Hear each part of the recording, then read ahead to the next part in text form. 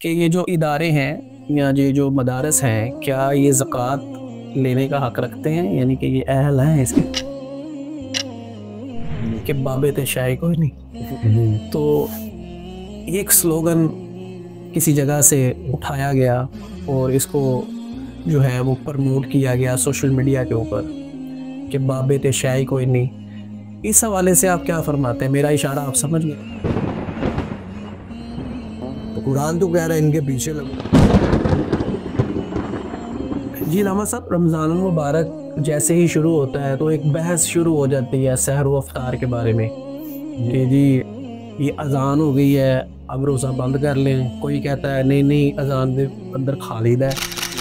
افطار کا تعلق اذان کے ساتھ نہیں ہے، جہاں سے غلط فہمی جنم لیتی ہے. ہاں جی، سحری کا جو تعلق ہے وہ صبح صادق سے، صبح صادق کے ساتھ، اور افطاری کا تعلق لیل کے آغاز سے، رات کے آغاز سے. جی ٹھیک ہے، یعنی کہ اس کا کوئی تعلق اذان سے نہیں، نہ سحری کا نہ افطاری. جی ورحمۃ اللہ وبرکاتہ. آپ دیکھ رہے ہیں IRC TV پاکستان اور میں ہوں آپ کا ہوسٹ محسن عارف، اور آج ہم ایک نئے سلسلے کا آغاز کرنے جا رہے ہیں جس کا نام ہے IRC پوڈ کاسٹ. انشاءاللہ ہم اس پوڈ کاسٹ کے سلسلے کو جاری و ساری رکھیں گے، اور آج ہم نے اپنی پوڈ کاسٹ کے اندر جن مہمان کو دعوت دی ہے وہ کسی بھی تعریف کے محتاج نہیں، کسی بھی تعارف کے محتاج نہیں. ادارہ اسلامک ریسرچ سینٹر فاروق آباد کے بانی و سرپرست حضرت پروفیسر ڈاکٹر ابو البدر محمد عمر زمان صدیقی صاحب. تو اب ہم بڑھیں گے اپنے مہمان کی طرف. ان کا تعارف اور ان کی فیملی بیک گراؤنڈ کے بارے میں ہم جاننے کی کوشش کریں گے. تو ہمارے ساتھ ہیں پروفیسر ڈاکٹر ابو البدر محمد عمر زمان صدیقی صاحب. جی السلام علیکم ورحمۃ اللہ وبرکاتہ. وعلیکم السلام ورحمۃ اللہ وبرکاتہ. جی علامہ صاحب کیسے ہیں آپ؟ ٹھیک ہیں؟ جی الحمدللہ، آپ ٹھیک ہیں؟ الحمدللہ، اللہ تعالیٰ کا بہت کرم ہے. سب سے پہلے تو ہم بے حد مشکور ہیں کہ آپ نے ہماری مختصر سی دعوت پہ ٹائم دیا. جیسا کہ ہم جانتے ہیں رمضان المبارک کے بھی ایام ہیں، مصروفیات بھی ہیں، تو آپ نے ٹائم دیا، اس پہ ہم آپ کا بہت شکریہ ادا کرتے ہیں.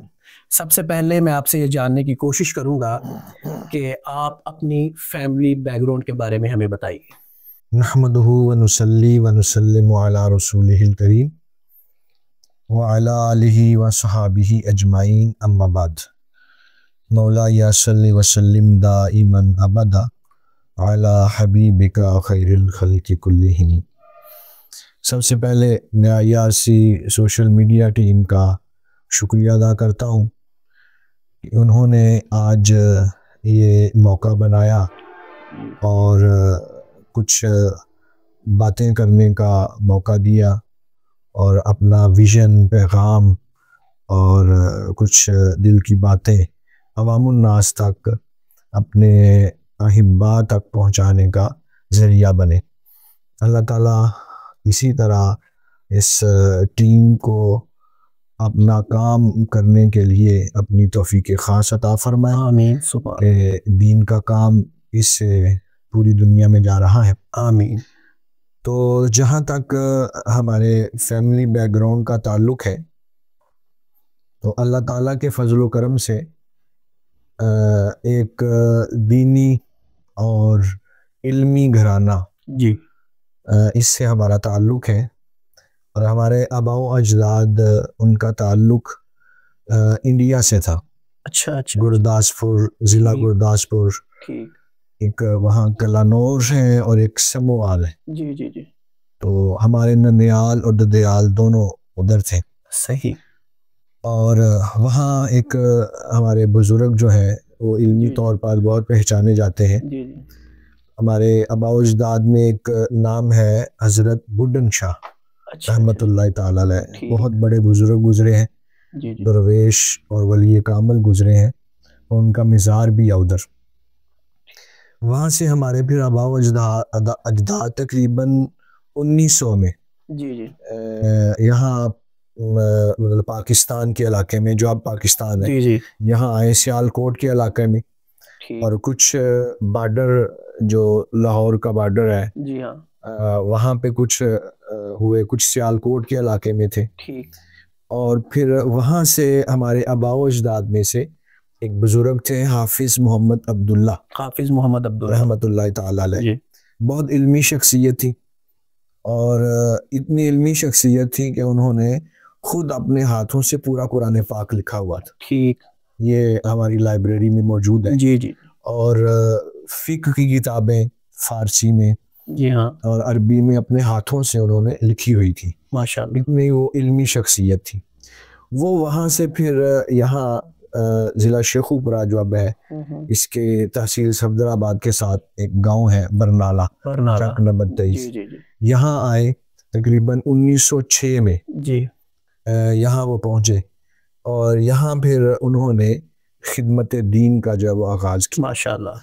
پھر ان کے بعد ان کے صاحبزادے تھے، وہ بھی عالم دین تھے، حضرت مولانا شاہ محمد رحمۃ اللہ تعالی علیہ. وہ بھی بہت علمی شخصیت تھی. انہوں نے بھی دین متین کا کام جو ہے وہ کیا گاؤں میں.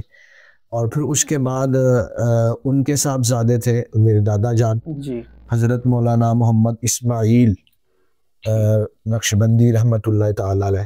آپ پہلے تھے پولیس میں تھے، پھر وہاں سے حضرت پیر میاں شیر محمد شرکپوری رحمۃ اللہ تعالی علیہ، جی ہاں، ان کی نگاہ فیض سے آپ نے خدمت دین کا سفر جو ہے وہ شروع کیا. ماشاء اللہ. اور ان کے کہنے پر ان کے مرید بھی تھے، مرید بھی تھے. تو پھر انہوں نے اس سلسلے کو آگے بڑھایا، اور پھر وہاں سے قبلہ والد گرامی القدر حضرت پیر محمد اکرام اللہ صدیقی رحمۃ اللہ تعالی علیہ، انہوں نے یعنی یہ نسل در نسل، یہ صرف جہاں ہمارا آبائی گاؤں ہے وہ 100 سال سے زیادہ عرصہ ہو گیا ہے ہمیں وہاں تسلسل کے ساتھ خدمت دین کا. یعنی کہ میں جو مختصر سی ایک بات سمجھا ہوں کہ علامہ محمد عمر زمان صدیقی سے ہی یہ سلسلہ شروع نہیں ہوا، بلکہ یہ فیملی بیک گراؤنڈ سے ہی یہ سلسلہ چلتا ہوا آ رہا ہے.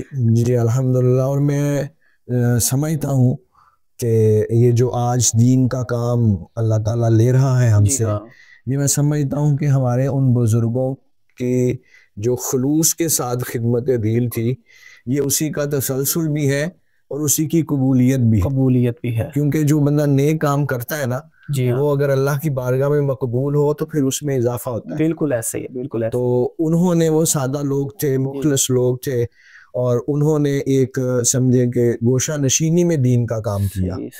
اور یہ میں سمجھتا ہوں کہ انہی کی دعاؤں کا نتیجہ ہے کہ یہ سلسلہ آج الحمدللہ پوری دنیا میں پہنچا. ماشاءاللہ. ابھی میرے یہ آپ نے جب گفتگو فرمائی تو میرے ذہن میں ایک سوال آیا، کیونکہ آپ نے بتایا کہ آپ کے جو آباء و اجداد تھے یہ دینی سلسلے کے ساتھ چلتے ہوئے آئے، تو آپ کا ذہن دینی تعلیم کی طرف کیسے آیا؟ جی جیسا کہ آپ کو پتہ ہے کہ ماحول پہلے ہی دینی تھا، گھریلو بھی دینی تھا، اور دین کی بہت زیادہ مبادیات جو ہے، یعنی جو ابتدائی چیزیں تھیں جو باہر لوگ جا کے مدارس میں سیکھتے تھے، وہ الحمدللہ تعالی ہم نے گھر میں ہی سیکھ لی. صحیح. یعنی ایک جو مسلمان کے لیے بنیادی چیزوں کی ضرورت ہوتی ہے نا، عبادات کے لحاظ سے، اخلاقیات کے اعتبار سے، تربیت کے اعتبار سے، وہ الحمدللہ ہم نے گھر میں ہی سیکھ لی. قرآن پاک ناظرہ والد صاحب سے پڑھا، اور پھر مسئلہ مسائل اور مطلب یہ ابتدائی چیزیں ساری، اور آداب بالخصوص جو ایک خاص حصہ ہوتا ہے تعلیم دین کا، کہ آداب، اخلاق، زندگی گزارنے کا طریقہ اور سروائیو کرنے کا طریقہ، یہ الحمدللہ والد صاحب رحمۃ اللہ علیہ اور والدہ ماجدہ رحمۃ اللہ علیہ انہوں نے ہی ہمیں جو ہے وہ سکھا دیا تھا. اور یہاں تک میں عرض کروں گا، یہ ایک ہماری ماؤں بہنوں کے لیے بڑا ایک رول ماڈل چیز ہے. جی ہاں. کہ ادب آداب کے حوالے سے، حالانکہ والدہ ماجدہ رحمۃ اللہ علیہ کوئی دنیا کا اتنا زیادہ نہیں پڑھی ہوئی تھی، لیکن آداب ہم نے جو سیکھے ہیں نا، میں سمجھتا ہوں کہ آج بڑے اچھے سے اچھے ادارے کے اندر بھی وہ بندہ آداب نہیں سیکھ سکتا جو ہم نے ان کی تربیت میں گھر کی چار دیواری میں سیکھے. ماشاءاللہ. یعنی آپ حیران ہوں گے، وہ ہمیں والد صاحب کی چارپائی پہ نہیں بیٹھنے دیتے تھے. ماشاءاللہ. جب ان کی چارپائی بچھ جاتی تھی، وہ کہتے تھے کہ انہوں نے نماز پڑھانی ہوتی ہے, انہوں نے مطلب تبلیغ کرنی ہوتی ہے, قرآن پاک پڑھانا ہوتا ہے, تو ان کا بستر پاک صاف رہنا چاہیے. بچے ہوتے ہیں, کیا بات, کوئی گندے مندے پاؤں نہ لے کے چڑھ گئے, اور یہاں تک کہ ان کا جوتا نہیں ہمیں پہننے دیتے تھے. کیا بات ہے, یعنی ہم نے کبھی والد صاحب کا جوتا نہیں پہنا. گھر میں ہوتا ہے نا کہ ایک دوسرے کا جوتا عام طور پہ پہن لیا جاتا ہے, خیال نہیں کیا جاتا. اور پھر برتن, مطلب ان کے لیے ایک مخصوص برتن ہوتا تھا پانی پینے والا, یا وہ یعنی ادبن, یہ ایک ادب سکھانے کے لیے. اور یہاں تک کہ ان کی کنگھی بھی نہیں ہم استعمال کر سکتے تھے. کیا بات, وہ فرماتی تھی کہ وہ داڑھی میں کنگھی پھیرتے ہیں, داڑھی شریف میں, تو اس لیے آپ جو ہے وہ کنگھی استعمال نہ کریں. یعنی یہ آداب جو ہے یہ ہم نے گھر میں بچپن میں سیکھ لیے. کیا بات ہے. کیا مجھے ابھی ایک بات یاد آئی, بڑا مشہور جو ہے نا وہ مقولہ ہے, با ادب با حسیب. جی بالکل, کیا بات ہے. اور وہ چیز جو ہے وہ ہمیں آپ میں نظر میں بھی آتی ہے کہ جو والدہ ماجدہ نے آپ کی تربیت فرمائی, ادب سکھایا, اور جو ابھی آپ نے جو چیزیں فرمائیں تو رونٹے کھڑے ہو جاتے ہیں سن کے. ماشاءاللہ, اللہ تعالیٰ ان کو غریق رحمت فرمائے, اللہ تعالیٰ ان کے درجات جو ہے وہ بلند فرمائے. ابھی جب ہم علامہ صاحب کی اس کے ساتھ جو ہے وہ گفتگو کر رہے ہیں, تو اس میں ان کا ایک تعارف میں اور کرواتا چلا جاؤں کہ علامہ صاحب جو ہیں یہ پی ایچ ڈی اسکالر بھی ہیں, اور جس وقت میں پی ایچ ڈی کی بات کر رہا ہوں تو پی ایچ ڈی کر چکے ہیں. تو اس حوالے سے ابھی میرے ذہن میں سوال آیا کہ یہ سوال جو ہے وہ کیوں نہ کیا جائے. علامہ صاحب, یہ جو دنیاوی علم ہے اس کی طرف ذہن کیسے آیا, اور پی ایچ ڈی تک کا سفر کیسے مکمل ہوا؟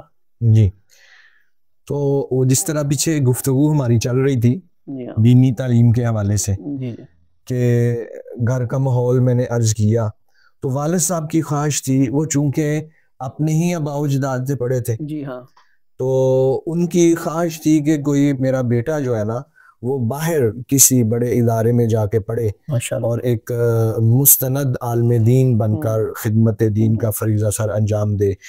تو کچھ ان کی خواہش تھی, اور کچھ بچپن میں میرے دل کے اندر بھی یہ خواہش تھی شروع سے ہی کہ میں نے مدرسے میں پڑھنا ہے, دین کا علم پڑھنا ہے. تو اس حوالے سے جب 8 مکمل کر لی, تو پروگرام تو پہلے تھا لیکن ابھی آگے چل رہا تھا کہ میٹرک کر لیا جائے. تو ہم آگے 9th کی بکس وغیرہ لینے کے لیے والد صاحب ہمیں شہر لے گئے, لیکن وہاں سے وہ ہمیں خانگاہ ڈوگرہ شریف لے گئے. اچھا, حالانکہ گھر سے یہ پلاننگ نہیں تھی. صحیح. تو ارادہ تو تھا کہ مدرسے داخل ہونا, لیکن اس وقت یہ نہیں تھا. تو پتہ نہیں ان کے ذہن میں کیا بات آئی, وہ ہمیں خانگاہ ڈوگرہ شریف لے آئے, اور بڑے حضرت جو ہے حضور محدث عبدالوی رحمۃ اللہ علیہ, اتفاقاً وہ کم ہی ملتے تھے, لیکن اس دن وہ باہر ہی تشریف فرماتے حجرہ مبارکہ سے, ان سے ہی ڈائریکٹ ملاقات ہوئی, اور پھر انہوں نے ہمیں جو ہے وہ اس طرف رہنمائی کی اور وہاں داخلہ ہوا. اس طرح دینی تعلیم کا جو ہے وہ سفر کا آغاز ہوا. تو اس کے بعد پھر ساتھ میٹرک بھی وہاں کیا. جی ہاں, میٹرک کرنے کے بعد یہ تھا کہ آگے اس کو پڑھنے کی ضرورت نہیں ہے, ایک ہی تعلیم حاصل کرتے ہیں. لیکن جو تھوڑا سا کچھ باہر نکلنا ہوا نا, تو مدرسہ دور میں بھی اللہ تعالیٰ نے کچھ صلاحیتیں دی تھی, پروگرامز کو مینج کرنا, اور مطلب اسٹیج سیکٹری کے طور پر. پھر استاذی مکرم تھے حضور قبلہ چاند پیر سرکار, وہ بڑے بڑے پروگراموں میں جاتے تھے, اور تنظیم تھی بہت بڑی ملک پاکستان کی جماعت اہل سنت, اس سے وابستہ تھے. تو ان کے مرکزی اجلاسوں میں جانے کا موقع ملا. تو یہ جب سارا سینیریو دیکھتا تھا, اور میں نے یہ ابزرو کیا کہ نہیں, یہاں رکنا نہیں چاہیے, آنے والے حالات بہت ٹف ہے, اس کے لیے دنیاوی تعلیم جو ہے یہ بہت ضروری ہے. جی ہاں. تو پھر میں نے اپنا فیصلہ چینج کیا. صحیح. اور خود ہی سے ہی, مطلب کسی نے موٹیویٹ نہیں کیا, کسی نے پش نہیں کیا, یہ اپنے اندر سے ہی ایک جذبہ بیدار ہوا, یہ سارا ماحول دیکھ کے باہر اندر آنے جانے سے. صحیح. تو پھر وہاں سے میں نے ایف اے شروع کیا, پھر بی اے, اور پھر ماسٹر پنجاب یونیورسٹی سے الگ سے کیا. حالانکہ درس نظامی کی ڈگری بھی ہماری ڈبل ایم اے کے ایکول ہے, لیکن میں نے ایم اے اسلامیات باقاعدہ جو ہے وہ پھر پنجاب یونیورسٹی سے کیا. اور پھر اس کے بعد ایم فل کا ارادہ بنا, تو عام طور پہ تو یہاں بس ہو جاتی ہے. جی ہاں. میں نے جب اظہار کیا والد صاحب سے کہ میں نے ایم فل کرنا ہے, جی تو انہوں نے ویسے مطلب کہا کہ اتنی تعلیم بڑی نہیں. میں نے کہا نہیں, میں نے آگے پڑھنا ہے. ٹھیک. تو ابھی ابتدائی دور ہی تھا, کوئی اتنا اپنی انکم بھی نہیں تھی. جی. تو مجھے اچھی طرح یاد ہے کہ میں نے ٹیسٹ دیا, میرا انٹری ٹیسٹ کلیئر ہو گیا. جی جی. تو انہوں نے کہا جی آپ داخلہ لیں اور فیس جمع کروائیں. اب میرے پاس تو اتنے پیسے نہیں تھے. جی جی. مجھے آج تک یاد ہے کہ تقریباً 23,000 روپیہ فیس تھی پہلے سمیسٹر کی. تو آج سے مطلب 10-15 سال پہلے کی آپ دیکھ لیں. تو میں نے ڈرتے ڈرتے والد صاحب کو کہا, تو مطلب پھر بھائی ہیں وہاں میرے بڑے بھائی محمد زبیر اکرام صاحب. جی ہاں. تو وہ ہر موقع پہ مجھے مطلب بڑا پش کرتے ہیں. تو وہ بھی تھے گھر میں. تو والد صاحب ابھی سوچو بچار میں تھے. تو انہوں نے والد صاحب کو پھر کہا کہ نہیں آپ نہ فیس دیں ان کی, ان کو پڑھنے دیں. جی. تو پھر وہ مجھے یاد ہے کہ آج انہوں نے پھر وہ نہ مجھے پہلی فیس دی کہ یہ اپنا داخلہ کروائیں. یعنی اگرچہ یہ میرا خود کا فیصلہ تھا, لیکن مجھے الحمدللہ گھر سے بڑی سپورٹ رہی اس حوالے سے جو میں آگے بڑھا. پھر اس کے بعد ایم فل کا سفر, یہ چونکہ میرے لیے ایک نیا سفر تھا, یونیورسٹیز کا سفر, اس کے نشیب و فراز, اس کے معاملات. ہم تو ایک سادہ لو بندے تھے, لیکن جب مطلب یونیورسٹیز کے پیچ و خم, ان کے معاملات, اور یہ ہمارا بڑا المیہ ہے ہمارے ملک کا کہ اعلیٰ تعلیم کے لیے ہمیں ابلائج نہیں کیا جاتا, بیریئر لگائے جاتے ہیں جگہ جگہ پہ. بالکل. تو جگہ جگہ پہ بیریئر. اور پھر مطلب عملی زندگی کا بھی آغاز کر چکا تھا میں, شادی بھی ہو چکی تھی, مدرسہ بھی چل رہا تھا, اور پھر مالی وسائل بھی اتنے نہیں تھے. تو یونیورسٹی والوں نے تو منہ کھولے ہوتے ہیں جی, ایک ایک قدم پہ وہاں پیسے چاہیے ہوتے ہیں. تو بڑا ایک کٹھن مرحلہ تھا میرے لیے.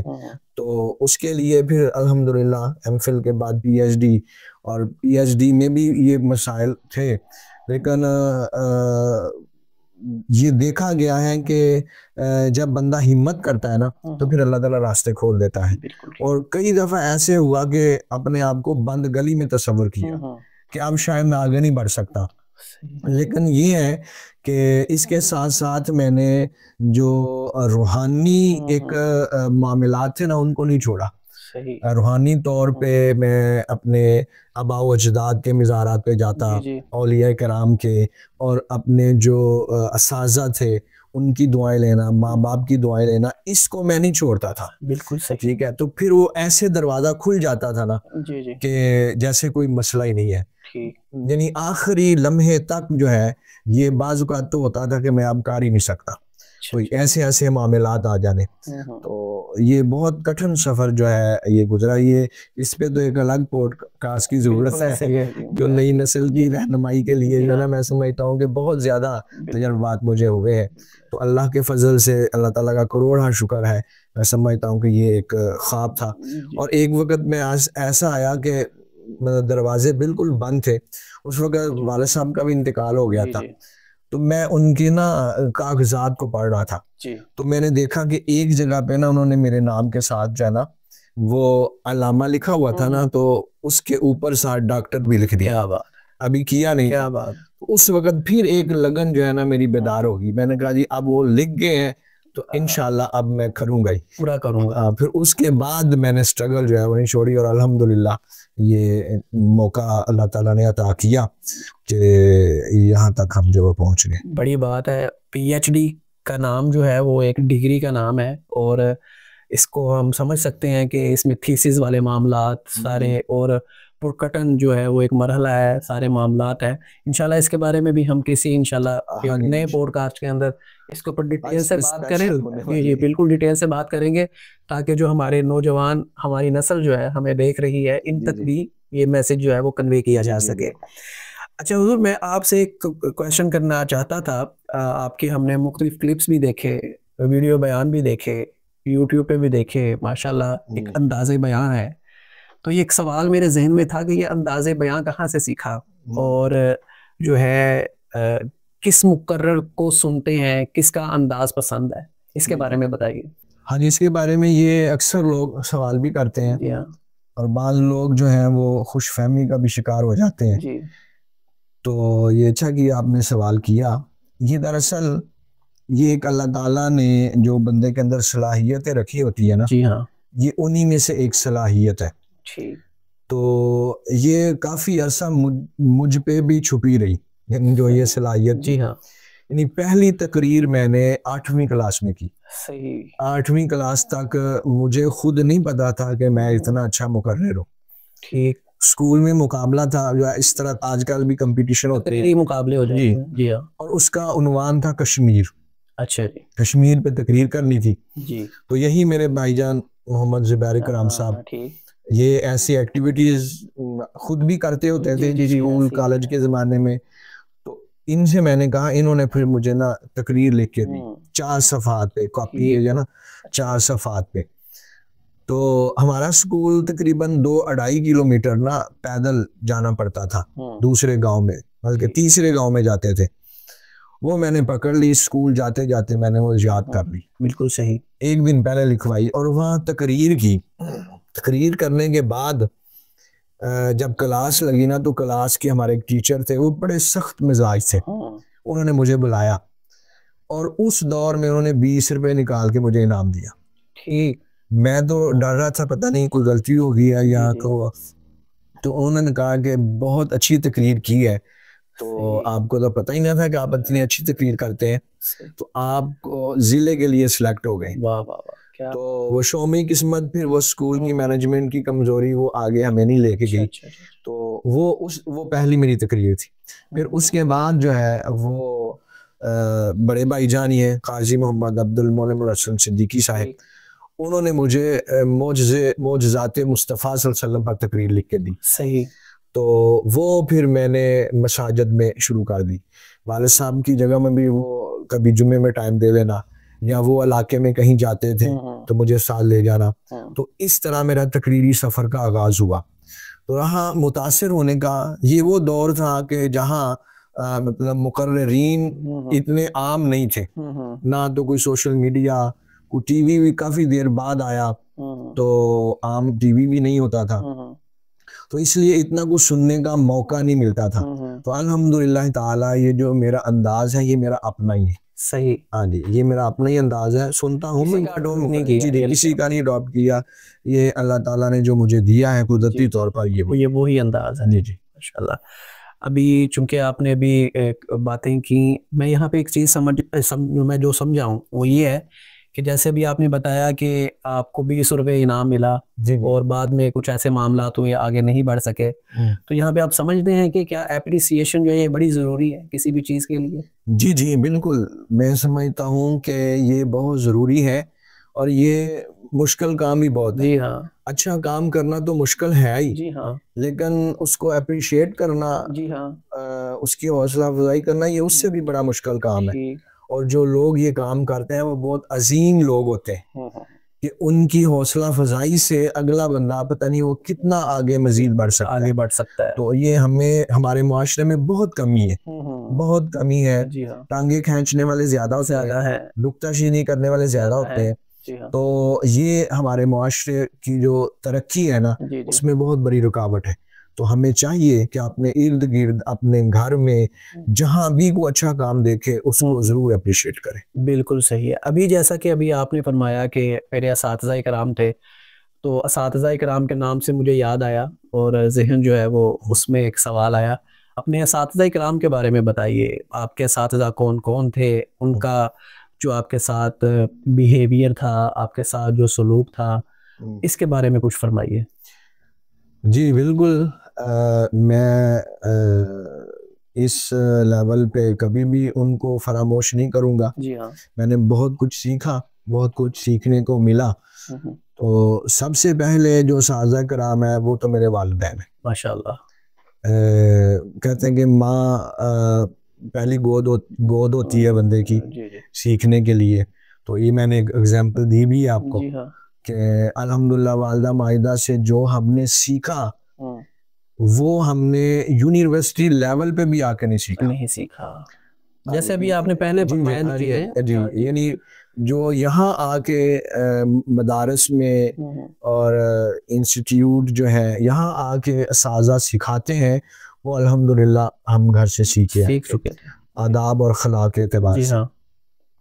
اور دوسرے استاد محترم میرے والد صاحب تھے جی، ان سے میں نے جو ہے وہ قرآن پاک بھی پڑھا, دینی تعلیم ابتدائی ناظرہ آپ نے جی ان سے پڑھا, اور پھر اسکول کی تعلیم بھی میں نے, چونکہ وہ ٹیچنگ کرتے تھے تو اسکول کی تعلیم بھی 5 تک جو ہے وہ میں نے انہی سے والد صاحب سے. جی, تو اس اعتبار سے مطلب بہت کچھ میں نے اگین کر لیا ان سے. پھر اس کے بعد آگے مڈل تک بھی کچھ اساتذہ کرام تھے, تو اس کے بعد پھر مدرسے کے اندر جی ہاں جو سب سے زیادہ شخصیت آج تک میری آئیڈیل ہے جی ہاں, اور میں نے بہت کچھ سیکھا جن سے, جی ہاں, وہ عظیم علمی و روحانی شخصیت ہے حضور محدث ابدالوی رحمۃ اللہ علیہ کے نام سے وہ معروف ہیں. جی ہاں, حضرت پیر علامہ ابو الفیض محمد عبد الکریم ابدالوی رحمۃ اللہ تعالی علیہ. تو میں نے آج تک جتنے بھی اساتذہ ہیں ان جیسا کسی کو نہیں پایا, علم میں, عمل میں, تقوی میں. جی ہاں, اور بہت جو ہے نا وہ انسپائر ہوا میں ان سے, بہت کچھ سیکھا. یہ جس شخصیت کا بھی آپ نے نام لیا علامہ عبد الکریم صاحب, یہ کس جگہ سے ہے یہ بتا سکتے؟ جی جی بالکل, یہ خانگاہ ڈوگرہ شریف جو ہے یہ ضلع شیخو پورہ کا قصبہ ٹائپ ہے. جی جی, آپ کی جو آبائی رہائش گاہ ہے وہ تو ابدال ہے, کوٹ مومن. جی جی, موٹر وے پہ جائے نا اسلام آباد, اسی وجہ سے ان کو ابدالوی کہا جاتا ہے. جی اسی وجہ سے ابدالوی کہا جاتا ہے. تو انہی کے پاس جو ہے وہ الحمدللہ تعالی مجھے براہ راست پڑھنے کا موقع ملا. یعنی یہ وہ شخصیات میں سے ہیں کہ جو صرف کتاب سے نہیں بلکہ نظر سے پڑھاتے تھے. بالکل ٹھیک ہے, تو ہم نے الحمدللہ ان سے نظر سے بھی پڑھا, اور یہ بھی ایک پوڈ کاسٹ کا موضوع ہے. جی جی بالکل ایسے ہی ہے, یعنی مدرسہ کی تعلیم اور ان کی اپنی شخصیت جو ہے یہ ایک الگ موضوع ہے, یعنی کہ ہر ٹاپک جو ہے وہ اپنے اندر گہرائی رکھتا ہے. ہاں جی ہاں جی. تو اس کے بعد جو میری تنظیمی اور تحریکی تربیت کی وہ ان کے ہی لخت جگر ہے. حضور قبلہ چند پیر سرکار پیر محمد نور المجتبیٰ چشتی دامت برکاتہم العالیہ, چونکہ میں نے پہلے بتایا کہ یہ جماعت اہل سنت کے امیر تھے ضلع شیخو پورہ کے. اچھا, تو ان کے ساتھ ہم جاتے رہے. جو بڑی بڑی مرکزی ملک پاکستان کی جو تنظیمیں تھیں اور اجلاس تھے وہ مطلب وہاں لے کے جاتے تھے. تو تنظیمی اور تحریکی جو میرے اندر صلاحیت ہے وہ بیدار ان کی وجہ سے, یعنی کہ آپ ان کے بھی خاص سے گرد رہے. جی جی الحمدللہ کام. اور اس کے بعد جو تدریسی ملکہ جو پیدا ہوا پڑھانے کا, وہ ہمارے درویش استاد ہیں استاد العلماء شیخ الحدیث مفتی محمد مقصود احمد ابدالوی صاحب. میں نے تقریباً 4 سال ان کے ساتھ گزارے عملی زندگی میں. تو تدریس کے اعتبار سے میں نے ان سے بہت کچھ سیکھا, اور میں سمجھتا ہوں کہ آج اس حوالے سے میں جہاں بھی ہوں یہ ان کی تربیت کی وجہ سے. اس کے بعد پھر یونیورسٹی لیول کے آپ کو پتہ ہے بہت زیادہ اساتذہ کرام ہیں, تو الحمدللہ سب ہی اس کو ہم قدر کی نگاہ سے دیکھتے ہیں. جی جی ماشاءاللہ, ہم یہاں پہ ان تمام اساتذہ کرام کو بھی خراج تحسین پیش کرتے ہیں کہ جنہوں نے علامہ عمر زمان صدیقی صاحب کے اوپر محنت کی اور آج وہ ایک مکمل چشمہ بن کے ہمارے سامنے ہیں. تو ابھی آپ نے ایک عملی زندگی کے بارے میں بتایا, تو میں یہ جاننا چاہوں گا کہ عملی زندگی کا آغاز کیسے ہوا اور کب ہوا؟ جی بالکل, میں درسی جو میرا تعلیمی سفر تھا یعنی مدرسے کا وہ 2002 میں کمپلیٹ ہوا. 2002 کے دوران ہی ابھی ہمارا 6 ماہ رہتا تھا دورہ حدیث شریف کو. تو یہ جنہی استاد محترم کا میں نے بھی نام لیا مفتی محمد مقصود احمد ابدالوی صاحب, یہ وہاں پڑھاتے بھی تھے, اور ہمارے فاروق آباد کے ساتھ یہ گاؤں ہے کوٹ سوندا, وہاں پہ یہ اپنی ڈیوٹی بھی سر انجام دے رہے تھے. تو یہاں ان کا سیٹ اپ بہت وسیع تھا پڑھانے کا. تو انہوں نے پہلے بھی مطلب مجھ سے کافی اس حوالے سے شفقت کرتے تھے. بہت سارے ان کی جتنی بھی لائبریری کی کتب ہے عربی کتب وہ ساری میں ہی خرید کے لاتا تھا. یعنی مجھے اس زمانہ طالب علمی میں 50,000 لاکھ روپیہ دیتے تھے کہ میں جا کے لاہور سے کتابیں خرید کے لاتا تھا. صحیح. تو اس حوالے سے بھی ان کا مجھ پہ بہت اعتماد تھا ماشاءاللہ. میں الحمدللہ یعنی یہ شروع سے ہی میرا ساتھ یہ بھی تربیت تھی کہ واپس آ کے ایک ایک روپے کا حساب دینا. صحیح. ورنہ اکثر ہوتا ہے کہ میں خیال اگر ایسی طلباء یا اسٹوڈنٹ اس چیز کا نہیں ہوتا ٹھیک ہے جی میں ایک ایک روپے کا میں نے حساب لکھ کے جو وہ دینا. تو اس والے سے بہت اعتماد تھا ان کو. انہوں نے پھر حضور محدث عبدالوی رحمۃ اللہ علیہ کی بارگاہ میں جو ہے وہ عرض کی کہ جی ان کی ڈیوٹی میرے ساتھ لگا دیں پر مجھے ضرورت ہے ایک معاون کی. صحیح. تو آپ نے اجازت فرما دی. پھر 2002 میں نے اپنی عملی زندگی کا آغاز کیا کوٹ سوندا کے اندر. وہاں تقریباً 2007 تک ہم رہے. تو اس کے بعد پھر فاروق آباد میں شفٹ ہو گئے. جی ہاں. جامعہ مسجد گلزار مدینہ میں. یہاں متصل طالبات کا مدرسہ تھا. تو پہلے میرا ارادہ یہی تھا کہ میں بھی اپنے گاؤں میں ہی کام کروں. لیکن والد صاحب کی سوچ میں سمجھتا ہوں کہ جو تھی آج مجھے سمجھ آ رہی ہے کہ واقعی وہ فرماتے کہ نہیں آپ باہر نکلیں. ہاں جی یہاں تو کام چل جائے گا لیکن آپ کی ضرورت باہر ہے. ہاں جی تو میں سمجھتا ہوں کہ اس آپ کا جو فیصلہ ہے وہ آج نظر آ رہا ہے کہ وہ 100% دور اندیشی کا فیصلہ. جی بالکل ایسے ہی. تو حالانکہ نئی شادی ہوئی تھی تو نئی شادی ہونے سے ماں باپ اپنے بچوں کو علیحدہ کرنا مناسب نہیں سمجھتے اور پھر لوگ بھی باتیں کرتے ہیں ایسے ہی ہے لو جی نئی بہو آئی ہے اور بچہ علیحدہ ہو گیا ہے بالکل یہ ہو گیا ہے. اور پھر اس پہ مستضاد اس پہ کہ یہاں جب ہم آئے تو ظاہر ہے اکیلے تھا میں نے اندر باہر آنا تھا.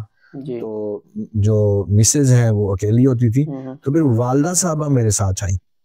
یعنی دونوں نے اتنی قربانی دی کہ یہاں ہمیں سیٹ کیا آ کے والدہ صاحبہ نے کئی ماہ تک وہ یہاں ہمارے پاس رہی ماشاءاللہ. تو یہ بھی ایک نمونہ ہے کس کے لیے صرف دین کے لیے اور کوئی اس میں پیچھے منشا کار فرما نہیں تھی. تو یہ اتنی بڑی قربانی جو ہے وہ والدین نے دی. تو پھر یہاں 2007 سے الحمدللہ تعالی آج آپ کے سامنے یہ سلسلہ چل رہا ہے. ٹھیک ماشاءاللہ. جیسا کہ آپ ناظرین سماعت فرما رہے ہیں گفتگو جو ہے وہ ہماری جاری ہے علامہ پروفیسر ابو البدر محمد عمر زمان صدیقی صاحب کے ساتھ. یہاں پہ ایک سوال جو ہے وہ میرے ذہن میں آیا. ابھی ادارہ اسلامک ریسرچ سینٹر کے بارے میں ہم بات کر رہے تھے. تو یہ ادارہ اسلامک ریسرچ سینٹر کیا ہے, اس کا ورک کیا ہے, اس کے بارے میں آپ کچھ تفصیلاً ہمیں بتائیے. جی 2007 میں یہاں شفٹ ہوا فاروق آباد. جی فاروق آباد میں. تو تقریباً 1 سال میں نے نا آبزرو کیا حالات کو. جی کوئی آتے ہی میں نے کوئی بڑا قدم نہیں اٹھایا. یہاں حالات دیکھے کام کا کیا سلسلہ چل رہا ہے, دینی معاملات کیسے چل رہے ہیں, علماء کیا کر رہے ہیں, اس کا بیک گراؤنڈ کیا ہے. آہستہ آہستہ جو ہے وہ کچھ تعارف تو میرا یہاں آنے سے پہلے ہی تھا. ابھی ہم کورس نہ ہوتے تھے یہاں گرمیوں کی چھٹیوں میں ہم کورس کروانے آیا کرتے تھے اسی مسجد کی 40 روزہ 3 سال تقریباً کروایا. تو وہ تعارف آہستہ آہستہ گہرا ہوتا گیا. تو پھر سوچا کہ کیوں نہ اپنے کام کو منظم کیا جائے کہ یہاں ایک منظم کام کی بہت اشد ضرورت ہے. جی تو تنظیمیں تو تھی دائیں بائیں لیکن سوچا تھا کہ اگر کام کرنا ہے نا تو پھر اپنا ہی پلیٹ فارم استعمال کیا جائے. اس کے لیے پھر عام طور پہ جو ہے نا وہ مدرسوں کا نام رکھا جاتا ہے. تو جو بھی نیا بنتا ہے تو سوچا کہ کچھ نہ حالات کے تقاضوں کے مطابق ہو. تو جب کوئی مدرسے کا ٹائٹل آتا ہے نا تو لوگ سمجھتے ہیں کہ شاید یہ مطلب چندہ مانگنے کا سلسلہ شروع کر دیا ہے. تو اور حالات کا تقاضا بھی یہی تھا. تو اس پہ بعض لوگ اس کو سمجھتے تھے کہ یہ کیا نام آپ نے رکھ لیا, لیکن الحمدللہ وہی لوگ جو اس وقت کہتے تھے یہ کیا نام رکھ لیا آپ، کہتے ہیں جی آپ کا فیصلہ ٹھیک تھا، صحیح تھا، یہ ایسا ہی نام ہے. تو بڑی سوچ بچار کے بعد پھر ہم نے اس کا نام جو ہے وہ اسلامک ریسرچ سینٹر رکھا. تو فاروق آباد سے لگایا چونکہ نام سے بعد میں دیکھا کہ کئی اور بھی بہت سارے ایسے نام بننے شروع ہو گئے، تو پھر ہم نے ساتھ فاروق آباد کا فکس کر دیا کہ یہاں تو اور کوئی نہیں یہاں تو پھر. ہاں جی. تو 2008 میں 25 اپریل 2008 تو ہمارے بانی اراکین میں یہاں مولانا محمد اکرام الحق جماعتی صاحب ہیں، ان سے میں نے مشاورت کی. وہ ہر روز یہاں میں درس دیتا تھا عشاء کے بعد، تو وہ وہاں شرکت کرتے تھے. ان سے پھر حالات حاضرہ پہ نا گفتگو ہوتی رہتی تھی. تو ان سے بھی میں نے اپنا یہ ویژن شیئر کیا. انہوں نے کہا یہ بہت اچھا ہے اور اس کی ضرورت بھی ہے. تو پھر وہ مجھے اپنے محلے کے جو امام صاحب تھے ان کے، جو آج ہمارے مرکزی ناظم اعلیٰ ہیں جناب صاحبزادہ مولانا فاروق اعظم جماعتی صاحب، ان کے پاس لے گئے. تو جمعے کا دن تھا، مجھے یاد ہے جمعے کے بعد ہماری سیٹنگ طے ہوئی. تو میں نے سارا پیپر ورک کیا ہوا تھا. میں نے جو ہی جا کے سارا اپنا ویژن بتایا، تو ایک چونکہ بالکل ہی نیا انداز تھا اور بالکل ہی جو علاقائی سطح پہ ایک منفرد ایک سسٹم تھا، تو وہ بڑا انسپائر ہوئے اس بات پہ اور انہوں نے فوراً حامی بھال لی کہ ٹھیک ہے ہم آپ کے ساتھ چلنے کو تیار ہیں. صحیح. تو اس طرح جو ہے یہ 3 بندوں کا یہ قافلہ شروع ہوا. اور ایک ہمارے ساتھ تھے جناب ثنا خان مصطفیٰ محمد رضوان فضیل صاحب. صحیح. جی. تو یہ 2 سائیکل ہوتے تھے، ایک حفظ صاحب کا ہوتا تھا، ایک رضوان صاحب کا. تو موٹر سائیکل بھی نہیں، سائیکل ہوتا تھا. تو ایک اکرام صاحب چلاتے تھے اور حفصہ پیچھے بیٹھتے تھے، رضوان صاحب چلاتے تھے اور پیچھے میں بیٹھتا تھا. تو ہم نے سائیکل پہ پورے شہر کا وزٹ کیا. کیا بات، پورا سروے کیا. جی. اور پھر اس طرح ہم نے اس کا آغاز جو ہے وہ الحمدللہ کیا. اچھا، تو اس ادارے کی بنیاد کس نے رکھی؟ بنیاد تو اسی طرح، یعنی یہ پہلی میٹنگ تھی ہماری، یہیں سے پھر یہ بنیاد یہ اسی طرح پھر آغاز ہو گیا. ٹھیک.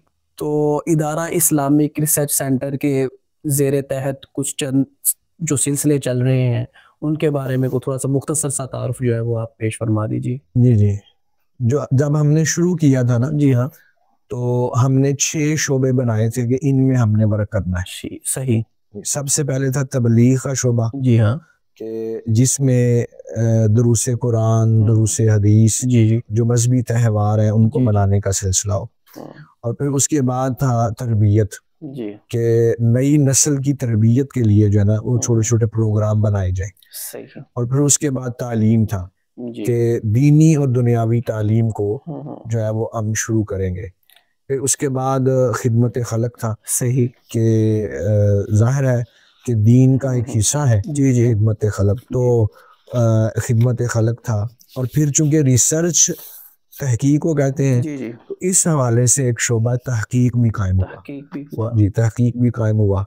تو پھر اس کے بعد جب سوشل میڈیا کا دور آیا، پھر باقاعدہ یہ سوشل میڈیا کا جو ہے نا وہ بھی ایک شعبہ بنا دیا گیا. اور اس کے اندر پھر آگے درجنوں جو شعبہ جات جو ہیں وہ کام کرتے جا رہے ہیں. یعنی کہ اگر ادارہ اسلامی سینٹر کے کام کو بھی ہم جو ہے وہ اس کو ڈیفائن کرنا شروع کریں تو اس کے لیے بھی جی بالکل ایسے ماشاءاللہ کام اتنا زیادہ ہے الحمدللہ تعالی. اچھا، تو ادارہ اسلامک ریسرچ سینٹر کا آئندہ کا کیا ویژن ہے؟ اتنا کام آپ کر چکے، جو مختصر آپ نے پیش جو ہے وہ آپ نے فرمایا، جو ایک ویژن ہے آئندہ کا، اس کے بارے میں آپ کیا فرماتے ہیں؟ جی، ہمارا بنیادی طور پر جو ایک اہم ایک ویژن کا حصہ ہے وہ ہے غلبہ اسلام. غلبہ اسلام کے لیے اپنی کوشش کرنا.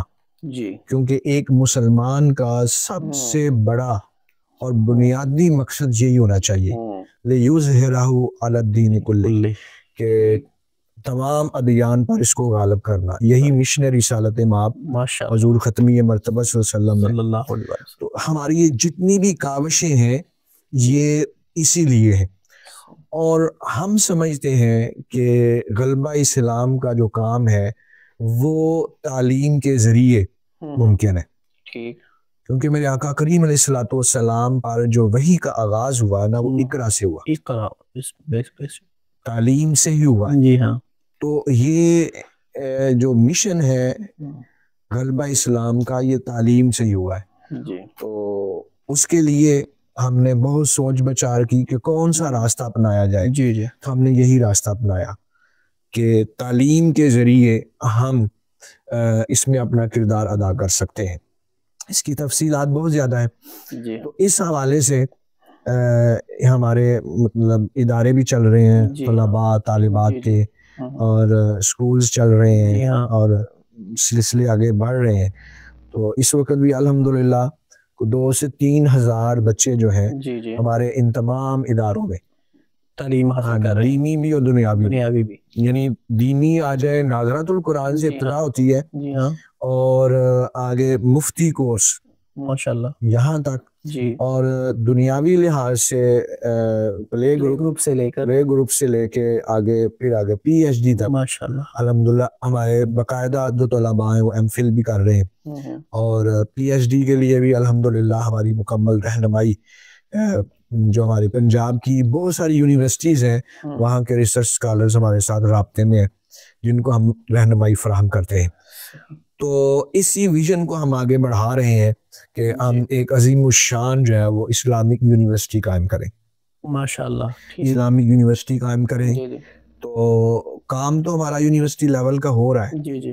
ہمیں بلڈنگ کی ضرورت ہے کہ یہ بلڈنگ ایک جگہ پہ ہو, اور اس پہ یہ ہے کہ ہم چاہتے ہیں کہ یہ ایک ایسا تعلیمی سسٹم ہو کہ جہاں تمام شعبہ جات پائے جائیں اور ہر ایک کے لیے تعلیم وہاں ہو. وہاں دینی تعلیم بھی ہو, دنیاوی بھی ہو, ٹیکنیکل بھی ہو, اور پھر وہاں بچوں کے لیے بھی ہو, بچیوں کے لیے بھی ہو, وہاں جیسے یہ معذور لوگ ہیں ان کے لیے بھی ہو, اور یتیم بچوں کے لیے ہو, اور بے سہارا اور بیوہ خواتین ان کے لیے ہو, اور یہاں تک کہ ہمارے ویژن میں شامل ہے کہ یہ جو لوگ مانگتے ہیں یا چھوٹے بچے کام کرتے ہیں ان کے لیے بھی ایک شعبہ قائم ہو کہ ان کو یہاں سے اٹھا کے ہم ان کو مانگنے پہ نہ لگائیں, بلکہ ہم ان کو اٹھا کے وہاں ان کی ضروریات بھی پوری کریں اور ان کو پڑھائیں بھی تاکہ یہ معاشرے پہ بوجھ نہ بنے, اپنا بوجھ بھی اٹھائیں اور دوسروں کا بھی اٹھانے کے قابل. تو یہ ایک ایجوکیشن ویلی جو ہے نا, یہ ہمارا ایک ویژن ہے کہ جس کے اندر ہم جو ہے وہ ایک اسلام کی حقیقی تصویر جو ہے اس جگہ پیش کر سکیں. صحیح.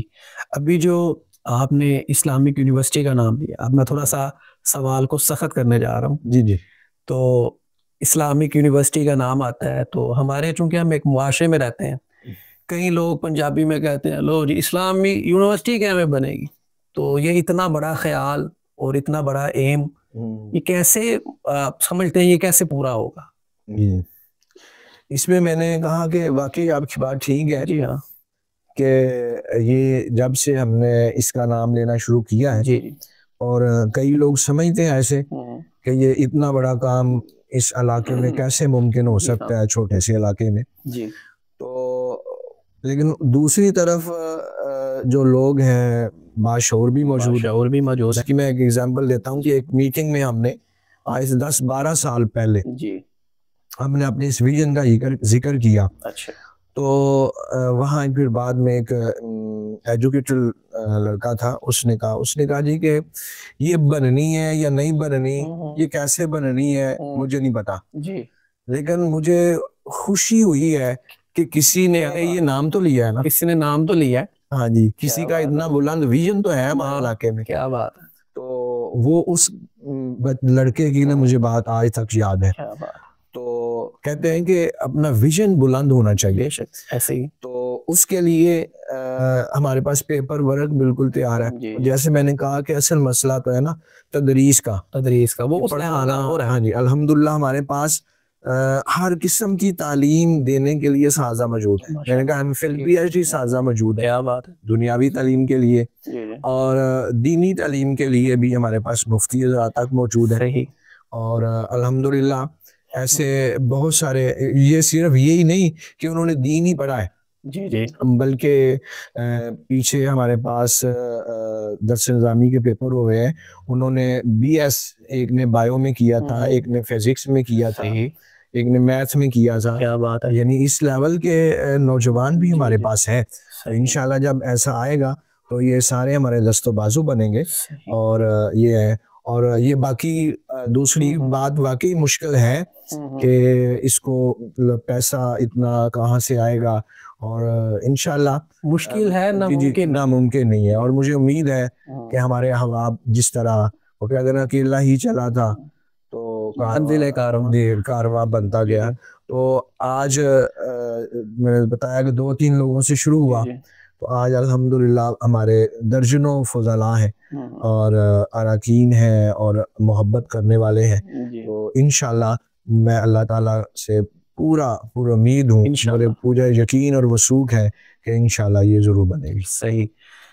جیسا کہ ابھی ہم ڈسکشن کو جاری رکھے ہوئے ہیں، ہم نے علامہ صاحب کے بارے میں جانا، ادارہ اسلامک ریسرچ سینٹر کے بارے میں جانا. چونکہ جس وقت ہم یہ پوڈ کاسٹ کر رہے ہیں تو ماہ رمضان المبارک چل رہا ہے، تو کچھ سوالات جو ہیں وہ ماہ رمضان المبارک کے بارے میں بھی ہوں گے. تو جو سب سے پہلا کویشچن میرا آپ کی طرف ہے وہ یہ ہے، جیسا کہ آپ کو معلوم ہے کہ ماہ رمضان المبارک جو ہے وہ جاری ہے، تو ماہ رمضان المبارک کے اندر کیا مصروفیات رہتی ہیں؟ جی، ماہ رمضان المبارک میں ہماری مصروفیات بہت زیادہ بڑھ جاتی ہیں. جی چونکہ لوگ کثرت سے مسجد کے ساتھ ریلیٹ ہوتے ہیں، جی ان کا آنا جانا ہوتا ہے. تو اس حوالے سے پھر چونکہ ہماری ایک ڈیوٹی ہے ان کی رہنمائی کرنا، تو ان کی رہنمائی کے لیے پھر ہم وقت بھی اپنا بڑھا دیتے ہیں. صحیح. اور کوشش کرتے ہیں کہ زیادہ سے زیادہ لوگوں کو ہم اس حوالے سے ڈلیور کریں. تو اس حوالے سے سارا دن ہمارا درس و بیان کا سلسلہ چلتا ہے. تقریباً تمام نمازوں کے بعد، نماز فجر کے بعد بھی، نماز ظہر کے بعد بھی، نماز عصر کے بعد 2 درس ہوتے ہیں، ایک جماعت کے فوراً بعد، ایک دعا کے بعد، اور پھر ایک مغرب کا وقفہ ہوتا ہے، لوگوں نے افطاری کرنی ہوتی ہے، اور عشاء کے بعد ہمارے مرکز میں جامعہ باب العلم میں تراویح کے بعد وہاں درس ہوتا ہے. تو یہ سارا 3 درس و تدریس کا سلسلہ بھی چل رہا ہے. اور پھر لوگ بھی کثرت سے آ کے اپنے مسائل پوچھتے رہتے ہیں، اور آ کے فزیکلی بھی اور فون پہ بھی. بعض اوقات تو ساری رات لوگوں کے جواب دیتے لگ جاتی ہے، یعنی اتنے سوالات موبائل پہ آئے ہوتے ہیں. تو کوشش ہوتی ہے کہ کسی کو بھی جو ہے نا وہ خالی نہ چھوڑا جائے. تو یہ بھی ضروری ہے. اور اس کے بعد پھر اپنے جو ادارے کے معاملات ہیں کہ رمضان شریف میں لوگ چونکہ ڈونیشن بھی دیتے ہیں، تو اس حوالے سے بھی لوگوں سے رابطہ ہوتا ہے، کیونکہ سارے سال کے معاملات چلانے ہوتے ہیں، اور بھی جو آئندہ پورا سال کرنا ہوتا ہے اس کے لیے تگو دو، اور کچھ اپنے آپ کو بھی ٹائم دینا ہوتا ہے. جی ہاں، ایسے ہی ہے. تو یہ اس طرح چل رہے ہیں. صحیح. علامہ صاحب، رمضان المبارک کا مہینہ ہے، عبادات بھی ہوتی ہیں، لوگ کثرت سے نمازوں کی طرف بھی آ رہے ہوتے ہیں، نیکیوں کی طرف بھی آ رہے ہوتے ہیں. ایک تو رمضان المبارک کے اندر عبادات کے بارے میں بتائیے، دوسرا رمضان المبارک کے اصل مقصد کے بارے میں بتائیے. جی، یہ بالکل بہت ضروری ہے. جی. رمضان المبارک کو میں اس طرح کہوں گا کہ یہ ایک پریکٹس سیشن ہے، کہ جس طرح یہ ورک شاپس ہوتی ہیں، ٹریننگز ہوتی ہیں، ٹریننگ سیشن کہہ لیں، کہ یہ ہم نے اپنی زندگی کس طرح گزارنی، کیسے گزارنی. تو مطلب دیکھیں کہ سب سے پہلا سلسلہ جو کامیاب زندگی گزارنے کا ہے وہ ہے ٹائم مینجمنٹ. صحیح. ٹھیک ہے. تو اب اس میں دیکھیں کہ ٹائم مینجمنٹ اتنی ہوتی ہے کہ سحری کا وقت ہو یا افطاری کا، ٹائم مینجمنٹ، جی، 1 منٹ کا بھی آگا پیچھا نہیں ہوتا، اس کا اہتمام کیا جاتا ہے. جی بالکل ایسے ہی. ٹھیک ہے. اور پھر آپ دیکھتے ہیں کہ سحری ہوتی ہے تو بندہ ایک خاص ٹائم پہ اٹھتا ہے. جی ہاں. افطاری ہوتی ہے تو بندہ جہاں بھی ہو جی اس کی کوشش ہوتی ہے میں افطاری ٹائم گھر پہنچ جاؤں. ٹھیک ہے. آگے پیچھے شاید پورا سال بھی ہم ایک وقت پہ کھانا نہیں کھا سکتے، ایسے ہی ہے، کوشش کے باوجود. بالکل ایسے ہی ہے، لیکن یہاں ہم اس سے بھاگ نہیں سکتے. یہاں جہاں بھی ہوں سیری کرنی ہے. ان کے ٹائم مینجمنٹ ٹائم مینجمنٹ سکھا رہا ہے. یہ کامیاب زندگی کا سب سے بڑا نسخہ ہے ٹائم مینجمنٹ. جی بالکل ایسے ہی. اور پھر اس میں جو عبادات ہیں وہ عبادات بھی ہمیں ہماری جسمانی، روحانی، انفرادی اور اجتماعی تربیت کر رہی ہے.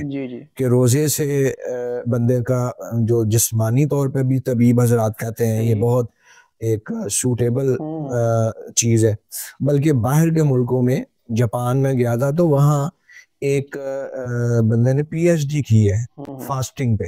اچھا جی. روزے پہ پی ایچ ڈی کی ہے اور اس نے یہ ثابت کیا ہے کہ واقعی یہ جو سلسلہ ہے یہ صحت کے لیے بڑا کارآمد ہے. فوائد اس کے بہت زیادہ. بالکل ایسے. اس طرح روحانی ترقی بندے کے لیے اس میں بھی بہت زیادہ اس میں فوائد موجود ہیں.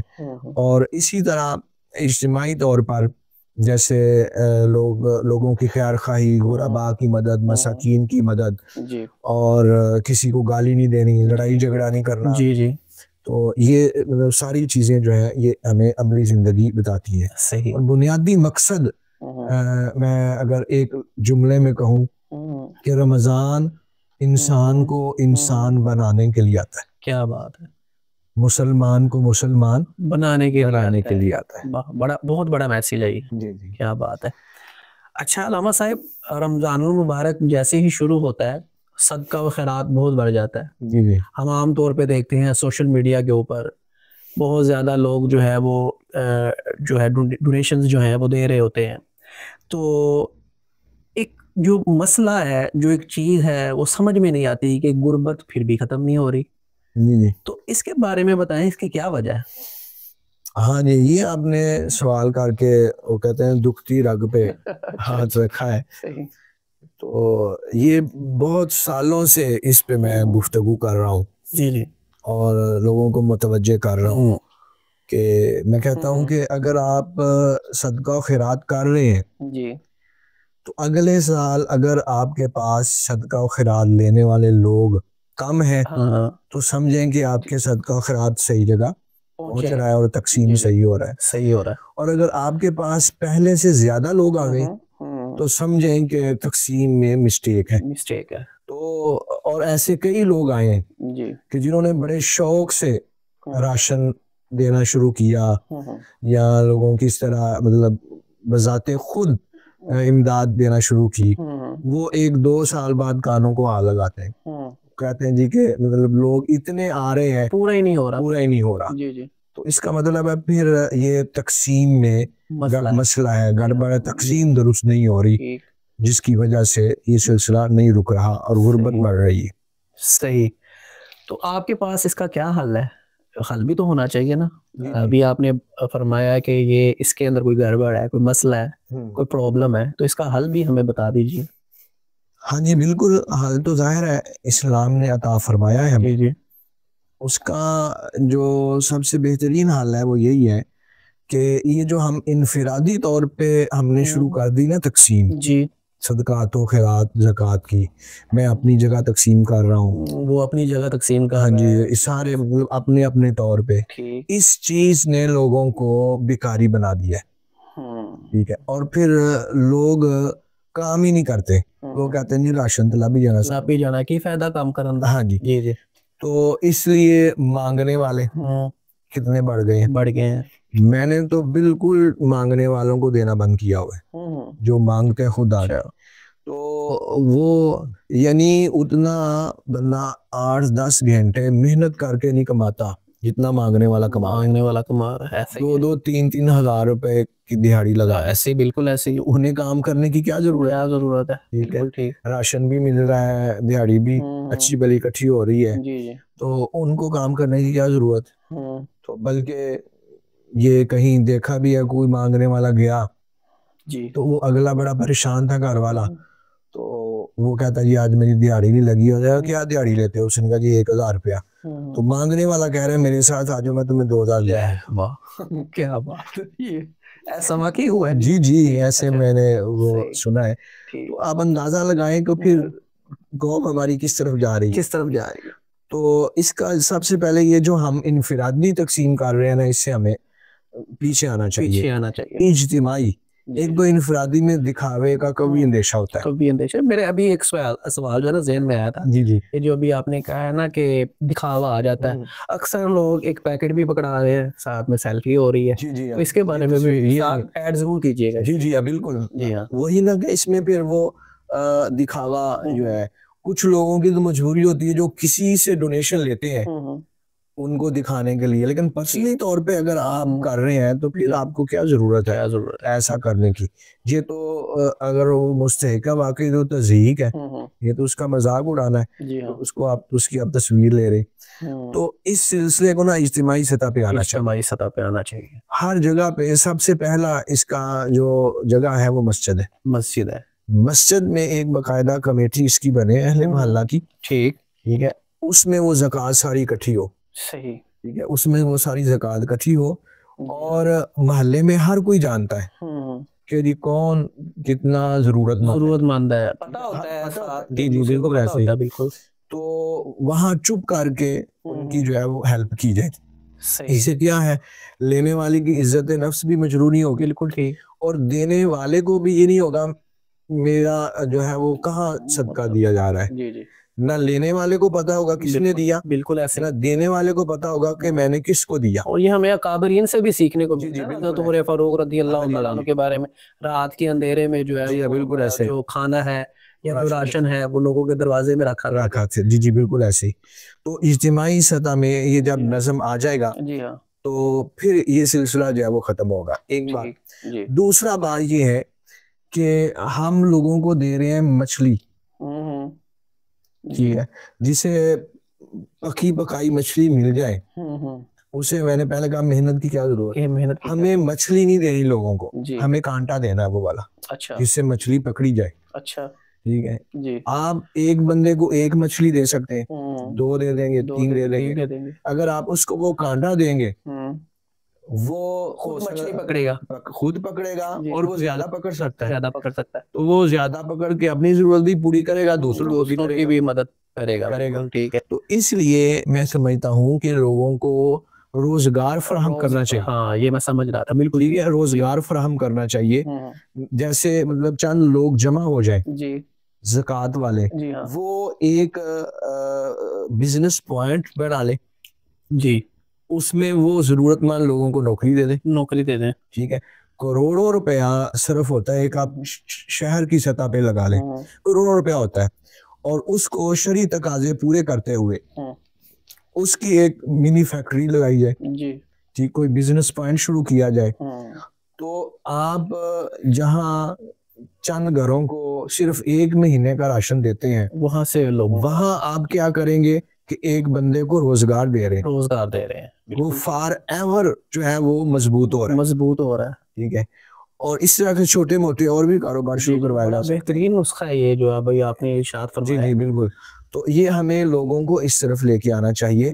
اس کی کئی حل ہیں، مطلب اس کو شرعی طور پہ نا جائز بنانے کے لیے اور اس کو کارآمد بنانے کے لیے یہ ایک الگ پوڈ کاسٹ ہے.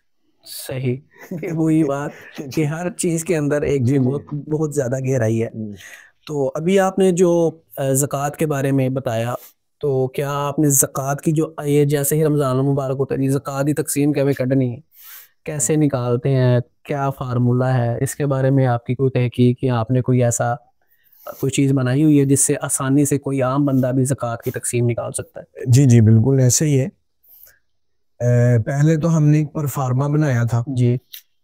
خالی فارم جو ہے وہ بنایا تھا کہ اس پہ آپ صرف وہ چیزیں ایڈ کرتے جائیں. ہم نے ہر چیز لکھی ہوئی تھی. جی ہاں. تو آپ کی زکوٰۃ نکل آئے گی کہ آپ کی کتنی زکوٰۃ ہے جی بنتی ہے. اور پھر اس کے بعد ہم نے اس پہ آئی ٹی پہ بھی کام ہوا اور ایک ایپ بھی بنائی ہے زکوٰۃ. جی بالکل وہ بھی بنائی ہے. اور اس کے ذریعے جو ہے وہ ایپ میں بھی آسانی سے آپ انٹر کرتے جائیں فگرز جو دی گئی ہیں، تو وہ آپ کی زکوٰۃ آٹومیٹک نکل آئے گی جو بنتی ہے، کیلکولیٹ کر کے دے دے گا. جی بالکل ایسا. صحیح. انشاءاللہ ہم کوشش فرمائیں گے کہ ایک جو آپ نے ابھی کہا کہ آپ نے ایک پرفارما بھی بنایا ہوا ہے اور ایپلیکیشن بھی جو بنائی ہوئی ہے وہ ہم اسکرین کے اوپر جو ہے نا وہ لازمی طور پر شو کر دیں گے. تو ایک معاملہ جو ہے وہ رمضان المبارک کے اندر دیکھنے کو آتا ہے. جیسے ہی رمضان کا چاند نظر آیا اس سے 5 دن پہلے 2 دن پہلے لیں جی باہر فروٹ والا ہے تو اس کا ریٹ آسمانوں سے باتیں کر رہا ہے, باہر پکوڑوں والا ہے اس کا ریٹ آسمانوں سے باتیں کر رہا ہے. یہاں تک کہ جتنی بھی تاجر برادری ہے یہ رمضان المبارک کے اندر ان کے ریٹ جو ہیں وہ آسمان سے باتیں کرنے لگ جاتے ہیں. تو کیا یہ تاجر برادری کا رویہ رمضان المبارک میں یہ ٹھیک ہے؟ آیا کہ ان کو رمضان المبارک کے اصل مقصد کو سمجھنا چاہیے, یا آپ اس کے بارے میں کیا فرماتے ہیں؟ اس کو ذرا آپ فرمائیے. اب دیکھیں اگر آپ ماہ رمضان المبارک کی عبادات دیکھیں جی ہاں, تو اس میں تو ہمیں یہ سبق دیا جا رہا ہے کہ لوگوں کو ریلیف دیں. جی جی افطاری کروانے کا ثواب بیان کیا گیا ہے. جی ہاں, کہ جس نے ایک کھجور سے بھی افطاری کسی کی کروائی اس کو اس کے روزے کا بھی ثواب ملے گا. ماشاءاللہ, ٹھیک. یعنی یہ موٹیویٹ کیا جا رہا ہے لوگوں کو ریلیف دینے کے حوالے سے. ٹھیک ہے, تو ہمیں اس سے سیکھنا چاہیے. اور دوسرا اللہ تعالیٰ نے جو ہے وہ دیکھیں کہ کم مشقت پہ زیادہ اجر رکھ دیا. جی, کہ جو ایک نفل پڑے گا اسے فرض کے برابر ثواب ملے گا, اور جو فرض پڑے گا اسے 70 فرضوں کا ثواب فرضوں کے برابر. بالکل, یعنی ثواب کو بڑھا دیا. تو اس سے ہمیں سیکھنا چاہیے کہ اللہ تعالیٰ کی منشا کیا ہے اس مہینے میں. تو ہمیں بھی جو ریٹ بڑھانے نہیں چاہیے, بلکہ ریلیف دینا چاہیے, کم کرنے چاہیے. اور میں آپ کی پوڈ کاسٹ کی وساطت سے میں تاجر برادری سے عرض کروں گا کہ وہ باقاعدہ جو ہے وہ ڈسکاؤنٹ, رمضان ڈسکاؤنٹ لگائیں. جی, جس طرح عیدین پہ لگاتے ہیں نا 50% آف. جی, یا چھوٹی عید بڑی آفر, یا بڑی عید بڑی آفر, بالکل ایسے ہی, اس طرح کے وہ سلوگن لگاتے ہیں. ایسے ہی ہے. تو ماہ رمضان میں بھی اسپیشل لگائیں کہ رمضان ڈسکاؤنٹ جو ہے وہ جتنا بھی ہو سکتا ہے وہ پرافٹ کم لیں. جی, اور میں سمجھتا ہوں کہ زکوٰۃ دینے سے بہتر ہے کہ آپ لوگوں کو ریلیف دیں. ٹھیک, اب دیکھیں زکوٰۃ سے 10 بندے مستفید ہوں گے آپ کی, جی, لیکن جب آپ ریلیف دیں گے تو اس سے ہزاروں لوگ. جی بالکل. اور پھر زکوٰۃ سے صرف مستحقین مستفید ہوں گے, اور جب ریلیف دیں گے تو متوسط طبقہ بھی اس سے فائدہ اٹھائے گا. تو اس لیے بجائے یہ کہ آپ زیادہ کمائیں اور پھر وہ اس کو جمع کریں پھر اس کی زکوٰۃ دیں, اس سے بہتر ہے کہ اپنا پرافٹ کم کریں اور زیادہ لوگ جو ہے ان کو باہر کے ملکوں کے اندر جو غیر مسلم ممالک ہیں وہ کہتے ہیں جی مسلمانوں کی عبادت کا مہینہ ہے تو وہ ریلیف دیتے ہیں. جی ہاں, تو ہم مسلمان جو ہے وہ چھری تیز کر لیتے. ٹھیک. علامہ صاحب, رمضان المبارک آتا ہے تو مختلف ویلفیئر جو تنظیمیں ہیں, ادارے ہیں, اور کچھ لوگ جو ہیں یہ زکوٰۃ کے حوالے سے اپیل کرنا شروع کر دیتے ہیں. کیا اداروں کا, ویلفیئر جو تنظیمیں ہیں یا مدارس ہیں, ان کا زکوٰۃ کا یہ جو اعلان کرنا یا اناؤنسمنٹ کرنا یہ کیا ٹھیک ہے؟ یہ دیکھیں کہ جہاں دیگر انفرادی ضرورت مند لوگ, جی ہاں, اصل میرا جو سوال تھا وہ یہ تھا کہ یہ جو ادارے ہیں یا یہ جو مدارس ہیں کیا یہ زکوٰۃ لینے کا حق رکھتے ہیں, یعنی کہ یہ اہل ہیں اس کے؟ اگر میرا موقف پوچھے نا, جی ہاں, تو یہی ہے کہ مدارس کو زکوٰۃ نہیں دینی چاہیے. اچھا جی, ہاں جی, اس کی کیا یہ بڑا بھاری جملہ میں نے کہہ دیا ہے کہ مدارس کو زکوٰۃ نہیں دینی چاہیے. مدارس کو زکوٰۃ مانگنے پر ہماری جو معاشرے کی اخلاقی یا دینی یا مذہبی گراوٹ ہے اس نے مجبور کیا ہے. اچھا. اب دیکھیں, میرا بیٹا اسکول میں پڑھتا ہے تو میں اس کی فیس زکوٰۃ سے دیتا ہوں. میں اپنے جو میری اوریجنل اماؤنٹ ہے اسی سے دیتا ہوں. اسی سے دیتے ہیں, بالکل. آپ اسکول میں جا کے کہیں جی یہ میرے بچے کی فیس ہے جی تو یہ زکوٰۃ ہے اس سے کاٹ لیں, اسکول والے لیں گے؟ نہیں لیں گے. تو جو دین کا علم حاصل کر رہا ہے اس کے لیے آپ زکوٰۃ کیوں دیتے ہیں؟ ٹھیک ہے. یہ ایک طرف سے اگر دیکھا جائے تو یہ واقعی زکوٰۃ جو ہے یہ غریبوں کا حق ہے, غریبوں کا حق ہے, انہیں دینی چاہیے. جی مدارس اسلام کے کلے بالکل, ان کو اپنی جو اصل آپ کی رقم ہے اس سے دیں, اصل رقم سے دیں.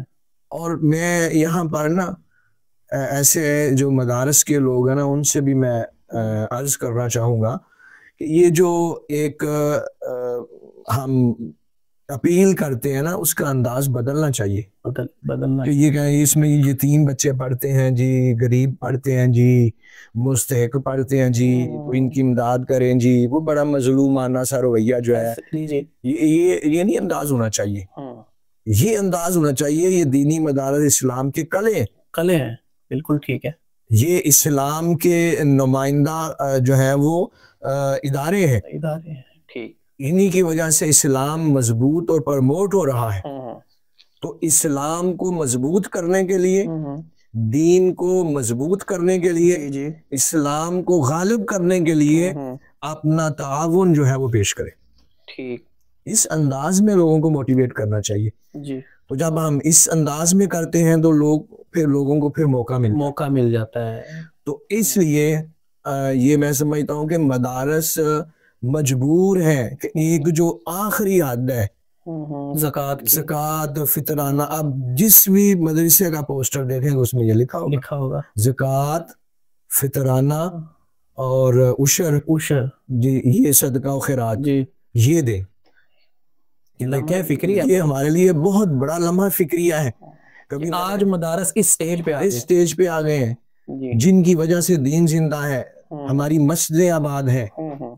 یہ جو کفر کے آگے سیسا پلائی دیوار جو بنے ہیں یہ دینی مدارس کی وجہ سے. بالکل ایسے. تو کبھی آپ نے اپنی زکوٰۃ دی ہے کہ سوٹ لینے کے لیے گئے ہوں, دکاندار ہوگا یہ سوٹ دے دو اور یہ پیسے لیکن زکوٰۃ کے ہیں کاٹ لو, نہیں کرے, وہ دے گا سوٹ آپ, وہ جوتا دے گا نہیں دے گا. ٹھیک ہے. تو جب دنیاوی طور پہ ہم کوئی چیز خریدیں تو وہ اس کے بدلے میں جو ہے وہ زکوٰۃ لینے کے لیے تیار نہیں ہے. تو جہاں سے شیوخ الحدیث پیدا ہو رہے ہیں, جہاں سے مفتیان کرام پیدا ہو رہے ہیں, جہاں سے مطلب اسلام کے نمائندہ لوگ پیدا ہو رہے ہیں جو ہمارے رہنما بننے, جنہوں نے ہمیں گائیڈ کرنا ہے. نماز میں ہم کیا کہتے ہیں, پیچھے سے امام صاحب رہنما ہے ہمارا, جہاں اس کے قدم ہے وہاں ہمارا سر ہوتا ہے.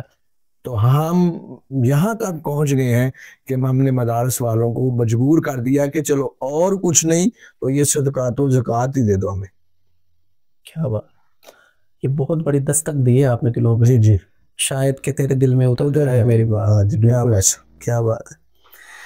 اچھا علامہ صاحب, اور یہاں میں ایک جی ہاں یہ پچھلے سوال سے بھی اور اس سے بھی ریلیونٹ چیز ہوگی کہ زکوٰۃ کی صحیح تقسیم کار. تو یہاں بھی میں کہوں گا کہ دینی ادارے جو ہیں ان کو پریفر کرنا چاہیے اپنے مالی تعاون میں. ٹھیک, اس کی کیا وجہ ہے؟ وہی بات جو اپنے اوریجنل جی بالکل اماؤنٹ سے حق تو یہی بنتا ہے, حق تو یہی بنتا ہے. لیکن آپ جو تعاون کریں تو اس میں دینی مدارس کو پریفر اس لحاظ سے کریں جی ہاں کہ یہاں ایک تو سارا سال تعلیم و تعلم کا سلسلہ چلتا ہے. بہت ساری تنظیمیں ہیں وہ صرف رمضان میں ہی دسترخوان لگاتی ہے, تو وہ کہتی ہیں کہ جی ہمیں دیں, یا کچھ سال میں لگا لیتی ہوں گی, یا سال میں ایک محفل کروا دی. جی بالکل. اب آپ نے تھوڑا سا کمپیریزن کرنا ہے. جی ہاں, دیکھیں نا دنیا کے طور پہ ہم کمپیریزن نہیں کرتے ہیں کہ آپ کو دو آپشن ملتی ہیں کہ جی آپ ہمارے پاس انویسٹ کریں تو آپ کو 1000 روپیہ ملے گا. دوسرا بندہ کہتا ہے آپ ہمارے پاس انویسٹ کریں آپ کو 2000 روپیہ ملے گا. آپ 1000 کے پاس جائیں گے 2000 کے پاس جائیں گے, فائدہ لیں گے نا. بالکل. تو پھر دینی معاملات میں کیوں نہیں ہم دیکھتے, خرچ کرنے کے اعتبار سے ہم کیوں نہیں دیکھتے کہ ہمارا فائدہ کدھر زیادہ, کہاں پہ زیادہ. ایک بندہ ہے وہ آپ کے دسترخوان سے کھا کے چلا گیا, ٹھیک ہے, اس نے ڈکار مارا, جی وہ چلا گیا, اب اس نے وہ ملنے والی طاقت سے برائی کی, نیکی کی, ڈاکہ مارا, چوری کی, گالی دی, کیا کیا کچھ پتہ نہیں. لیکن دینی اداروں میں جہاں آپ تعاون کریں گے وہاں کے دسترخوان سے کھانے والا حافظ قرآن بنے گا, صحیح, وہاں کے دسترخوان سے کھانے والا عالم دین بنے گا. ٹھیک وہاں کے دسترخوان سے کھانے والا مفتی بنے گا, جی وہاں کے دسترخوان کے کھانے والا شیخ الحدیث بنے گا. صحیح. اب مجھے بتائیے فائدہ کدھر زیادہ ہوا؟ مدارس کی طرف. اور پھر وہی بات, جہاں آپ دسترخوان لگا رہے ہیں جی 10 بندوں کا, دوبارہ لگائیں گے وہاں 15 آ جائیں گے, 15 آ جائیں گے, پھر 20 آ جائیں گے, بڑھ گئے. یہاں کیا ہوگا, جب دینی مدارس میں آپ دیں گے جی تو وہ بچہ جو ہے وہ 8 سال 10 سال پڑھے گا, جی اور پڑھ کے وہ اپنے پورے گھرانے کا کفیل بھی بنے گا, فیل بھی بنے گا. اور پھر آگے علم کی روشنی بھی پھیلائے گا. بالکل ٹھیک ہے. جہالت بھی ختم ہوئی اور جی جی. غربت بھی ختم ہوئی. تو اس سے پتا چلا کہ اگر ہم یہ دیکھیں تھوڑا سا کمپیریزن کر کے کہ فوائد کہاں ہیں, جی تو اس لیے میں جو مالدار طبقہ ہے ان سے گزارش ہے, میں نے تو یہ آپشن چند جگہوں پہ دی اور لوگوں نے سراہا بھی ہے کہ آپ دینے کی بجائے نا پیسہ جن کی آپ تعاون کرتے ہیں ان کے اپنا بچہ یا بچی فلاں ادارے میں جمع کروا دیں, صحیح. ہم ان کو آپ کے بچے کا سارا خرچ دیتے ہیں, وہ بچہ یا بچی تعلیم بھی حاصل کر لے گی جی اور جو ہے وہ کفیل بھی بن جائے گی, اور ایک روشنی علم کی جو ہے وہ بھی پھیلے گی.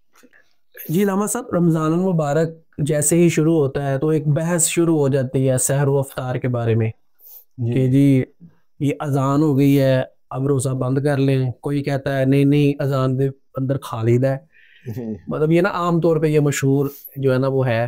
تو اس حوالے سے آپ کیا فرماتے ہیں, آپ نے سحر و افطار کے اوپر کوئی کام کیا ہے؟ یہ جو بحث ہر سال چھڑتی ہے اس کی روک تھام کے حوالے سے آپ کیا فرماتے ہیں؟ ہاں جی, اس کے لیے جب ہم نے شروع میں دیکھا جی تو علاقے کے اندر جو ہے وہ اس کے حوالے سے کوئی خاص انتظام نہیں تھا. صحیح. ہر کوئی اپنے طور پہ ٹائم بنایا ہوا تھا, ہر مسجد کا اپنا اپنا. پھر ہم نے اس پہ ورک کیا, جی تحقیق شروع کی اور دیکھا, اور پھر ہم نے علاقے کا ایک ٹائم ٹیبل مرتب کیا. اچھا. تو شروع میں کافی مشکلات پیش آئیں کہ لو جی یہ کہاں سے آ گیا, یہ ہو گیا. اب الحمدللہ تعالی لوگ خود ٹائم ٹیبل طلب کرتے ہیں. صحیح. تو ہزاروں کی حساب سے چھپتا ہے اور وہ بھی کم ہو جاتا ہے. اچھا. تو اس پہ بھی ہم نے محنت کی. یہاں ایک بنیادی سی بات جو ہے وہ سمجھ لینی چاہیے جی کہ سحر و افطار کا تعلق اذان کے ساتھ نہیں ہے, جہاں سے غلط فہمی جنم لیتی ہے. ہاں جی, سحری کا جو تعلق ہے وہ صبح صادق سے, صبح صادق کے ساتھ, اور افطاری کا تعلق لیل کے آغاز سے, رات کے آغاز سے. جی ٹھیک ہے, یعنی کہ اس کا کوئی تعلق اذان سے نہیں, نہ سحری کا نہ افطاری. جی بالکل ایسا ہی ہے. تو اس لیے اپنی گھڑیاں سٹینڈرڈ ٹائم کے مطابق رکھیں, جی, اور اپنے علاقے کا جو مستند چھپا ہوا ٹائم ٹیبل وہ اپنے گھر میں رکھیں, جی, اور اس کے مطابق دیکھیں. بعض اوقات ایسے بھی ہوتا ہے اسپیکر خراب ہو گیا, ہو جاتا ہے, آسان لیٹ ہوئی, بالکل ٹھیک ہے, یا غلطی سے کسی نے پہلے دے دی. اور ہم نے ایسا بھی دیکھا ہے کہ ایک بار بادل تھے, ہم کورٹ سننے میں ہوتے تھے, تو وہ ایک مسجد سے جلدی اعلان ہو گیا, تھوڑی دیر بعد بادل ہٹے تو سورج نظر آ رہا تھا. ٹھیک ہے, تو اس کا بہترین حل ہے, ایک سہولت موجود ہے. تو اس لیے سحری کے وقت کھانے جو اذان ہے اس کے دوران کھانے پینے سے روزہ نہیں ہوتا, اس سے احتیاط جو ہے وہ کرنی چاہیے. اور افطاری کے وقت بھی ٹائم کا خیال رکھیں, یہ نہ دیکھیں کہ کون سی اذان ہو گئی ہے اور ہم کھانا شروع کر دیں. یہاں میں ناظرین کو بتاتا چلوں کہ یہ سحر و افطار کے حوالے سے علامہ عمر زمان صدیقی صاحب کا ڈیٹیل میں جو ہے وہ 2 پارٹس پر مشتمل جو بیان ہے, جس میں مکمل ریفرنس کے ساتھ اور تحقیق کے ساتھ اس کے اوپر جو ہے وہ گفتگو فرمائی ہے. انشاءاللہ ہم کوشش کریں گے کہ ڈسکرپشن میں اس بیان کا جو ہے وہ لنک بھی ڈال دیں. اچھا علامہ صاحب, رمضان المبارک کا مہینہ جب شروع ہوتا ہے تراویح شروع ہو جاتی ہے. پہلے بحث چھڑتی تھی 8 ہیں, کوئی کہتا ہے 12 ہیں, تو کوئی کہتا ہے 20 ہیں. یہ بحث ختم ہوئی, اب نئی بحث چھڑ گئی, یہ کون سا فرض ہے, یہ کون سا واجب ہے, یہ تو نفلی عبادت ہے, پڑھ لیں نہ پڑھ لیں کوئی مسئلہ نہیں. اس کے بارے میں کیا فرماتے ہیں؟ جی بالکل آپ نے مجا فرمایا. جی, اور یہ المیہ ہے ہمارے معاشرے کا جی کہ دین کے معاملات ہی تختہ مشق بنتے ہیں. جی, جس کا کسی پہ نہیں زور چلتا وہ اپنا زور اسلام پہ چلا اسلام پہ چلا دیتا ہے. ٹھیک. میڈیکل کی بات ڈاکٹر کرے گا, زراعت کی بات زمیندار کرے گا, انجینئرنگ کی بات انجینئر کرے گا. لیکن انجینئر سے مجھے بات یاد آ گئی, آپ سے انجینئر صاحب کے بارے میں بھی سوال جواب ہوں گے. تو جو دین کی بات ہے وہ ہر چوک چوراہے میں ہر بندہ کرے گا, اپنے اپنے ویوز دے گا, سارے معاملات کرے گا. تو یہی حساب تراویح کے ساتھ ہے. اب اس کو تختہ مشق وہی لوگ بناتے ہیں سب سے پہلے کہ جو خود نہیں پڑھتے اور اپنا وہ راستہ تلاش کرنا چاہتے ہیں, ایک جیسے کہتے ہیں نا محفوظ راستہ. جی. تو یہ اپنے نہ پڑھنے کو محفوظ راستہ دینا چاہتے ہیں. بھی آپ نے نہیں پڑھنی تو نہ پڑھیں, لیکن اسلام کے ایک مسلمہ اصول کو توڑے تو نہ, اس کو مشکوک تو نہ بنائیں. تو جو تعداد ہے یا 8 یا 20 جو ہے, اصل میں تراویح کی روح تو ہے قیام رمضان. اس پر بڑی فضیلت ہے کہ من قام رمضان ایمانا و احتسابا فقد غفر له ما تقدم من ذنبه, کہ جس نے رمضان کا قیام کیا ایمان و احتساب سے, اللہ پاک اس کے پچھلے سارے گناہ معاف کر دے گی. ماشاءاللہ. تو بات وہی آ گئی ہے, جب پرافٹ کی بات ہوگی تو ہم زیادہ کی طرف جائیں گے, تو جب نیکیوں کی بات ہوگی عبادت کی تو ہم پیچھے کی طرف جاتے ہیں. ٹھیک ہے. تو اب یہاں کوئی بھی نہیں یہ کہتا کہ ہم اپنا کاروبار کا وقت کم کر دیں. کون سا زیادہ کمانا فرض ہے؟ جی, صرف اپنی روزی روٹی پوری کرنی ہے.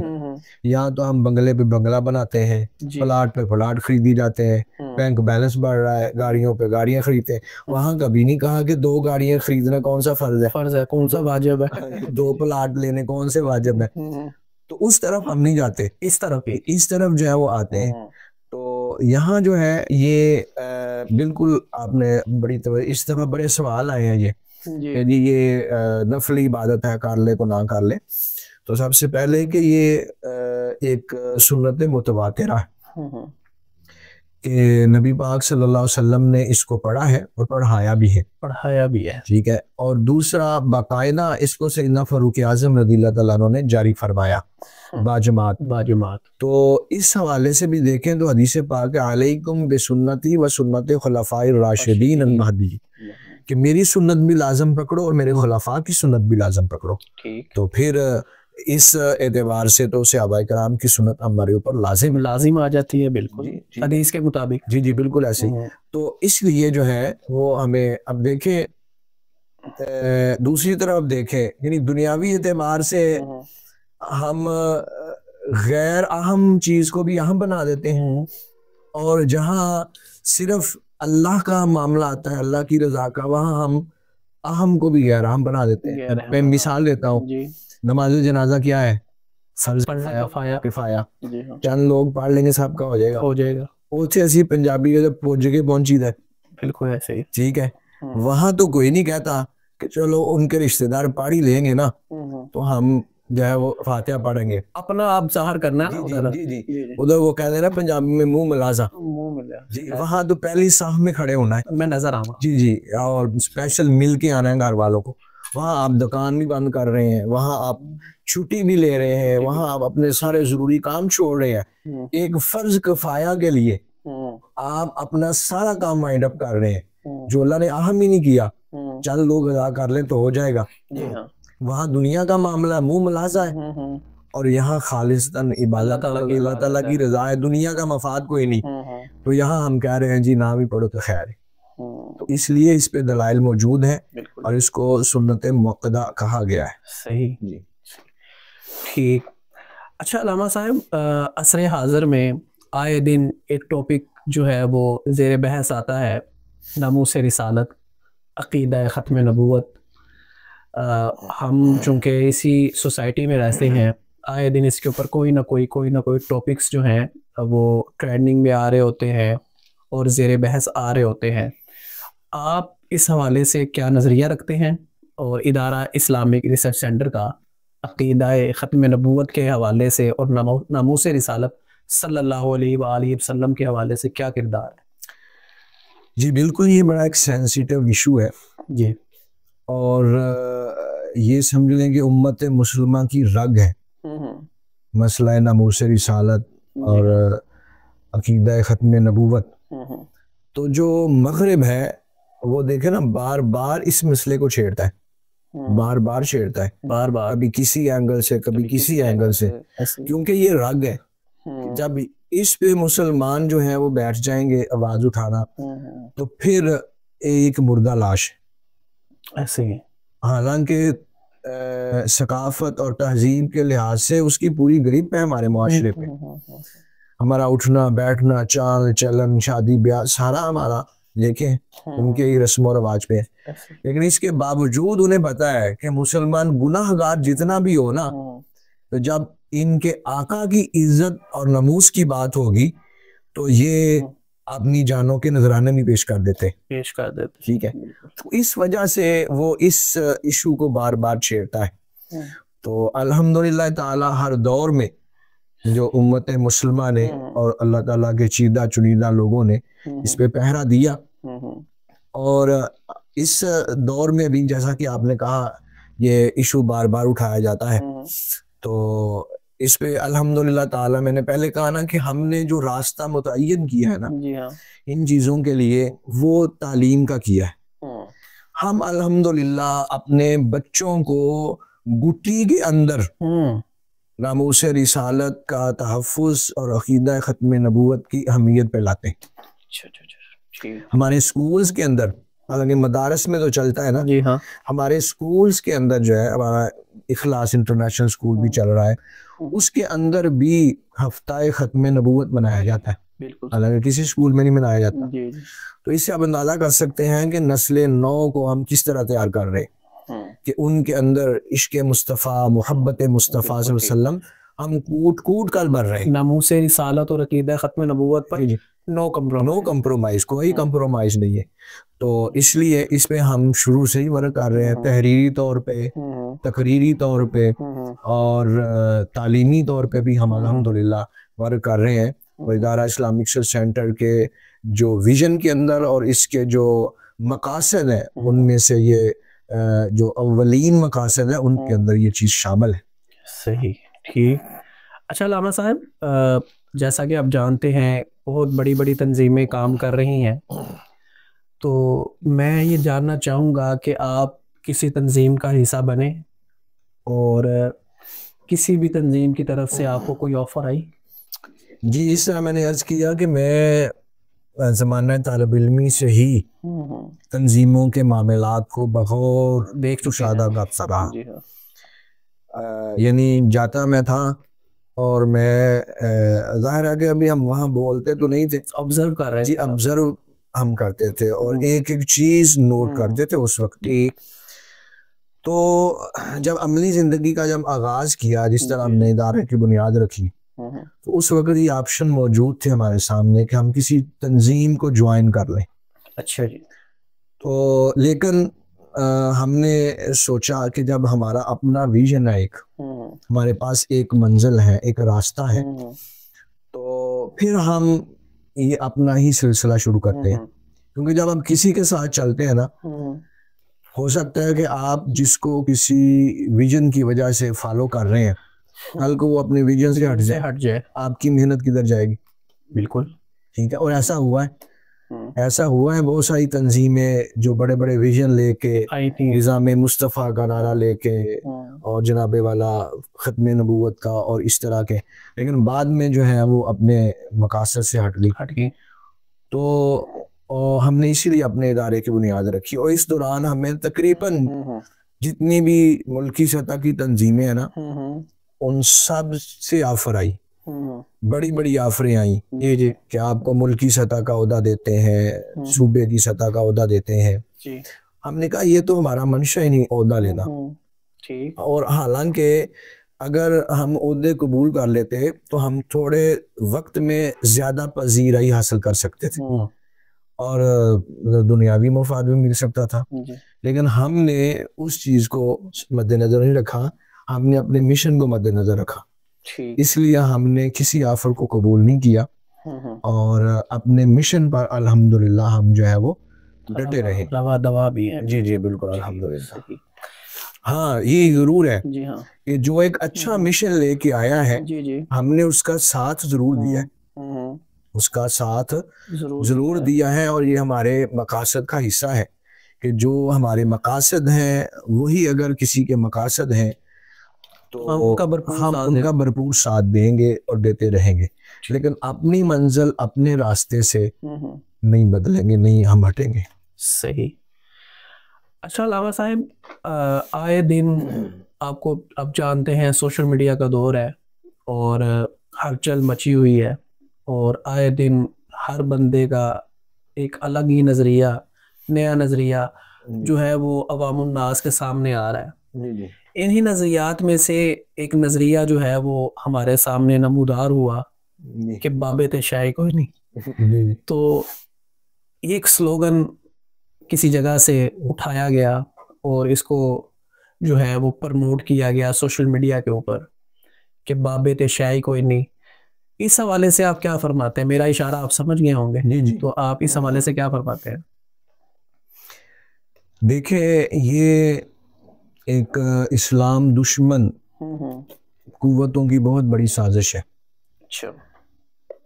کوئی بھی عمارت ہے، اگر آپ اس عمارت کو گرانا چاہیں گے تو اس کے لیے جو آپ کام کریں گے وہ یہی ہے کہ اس کی دیواروں کو کمزور کریں گے، ٹھیک ہے، اس کی دیواروں کو کمزور کریں گے، اس کے جو پلرز ہیں ان کو کمزور کریں گے، تو جب وہ کمزور ہو جائیں گی تو عمارت خود بخود گر جائے گی۔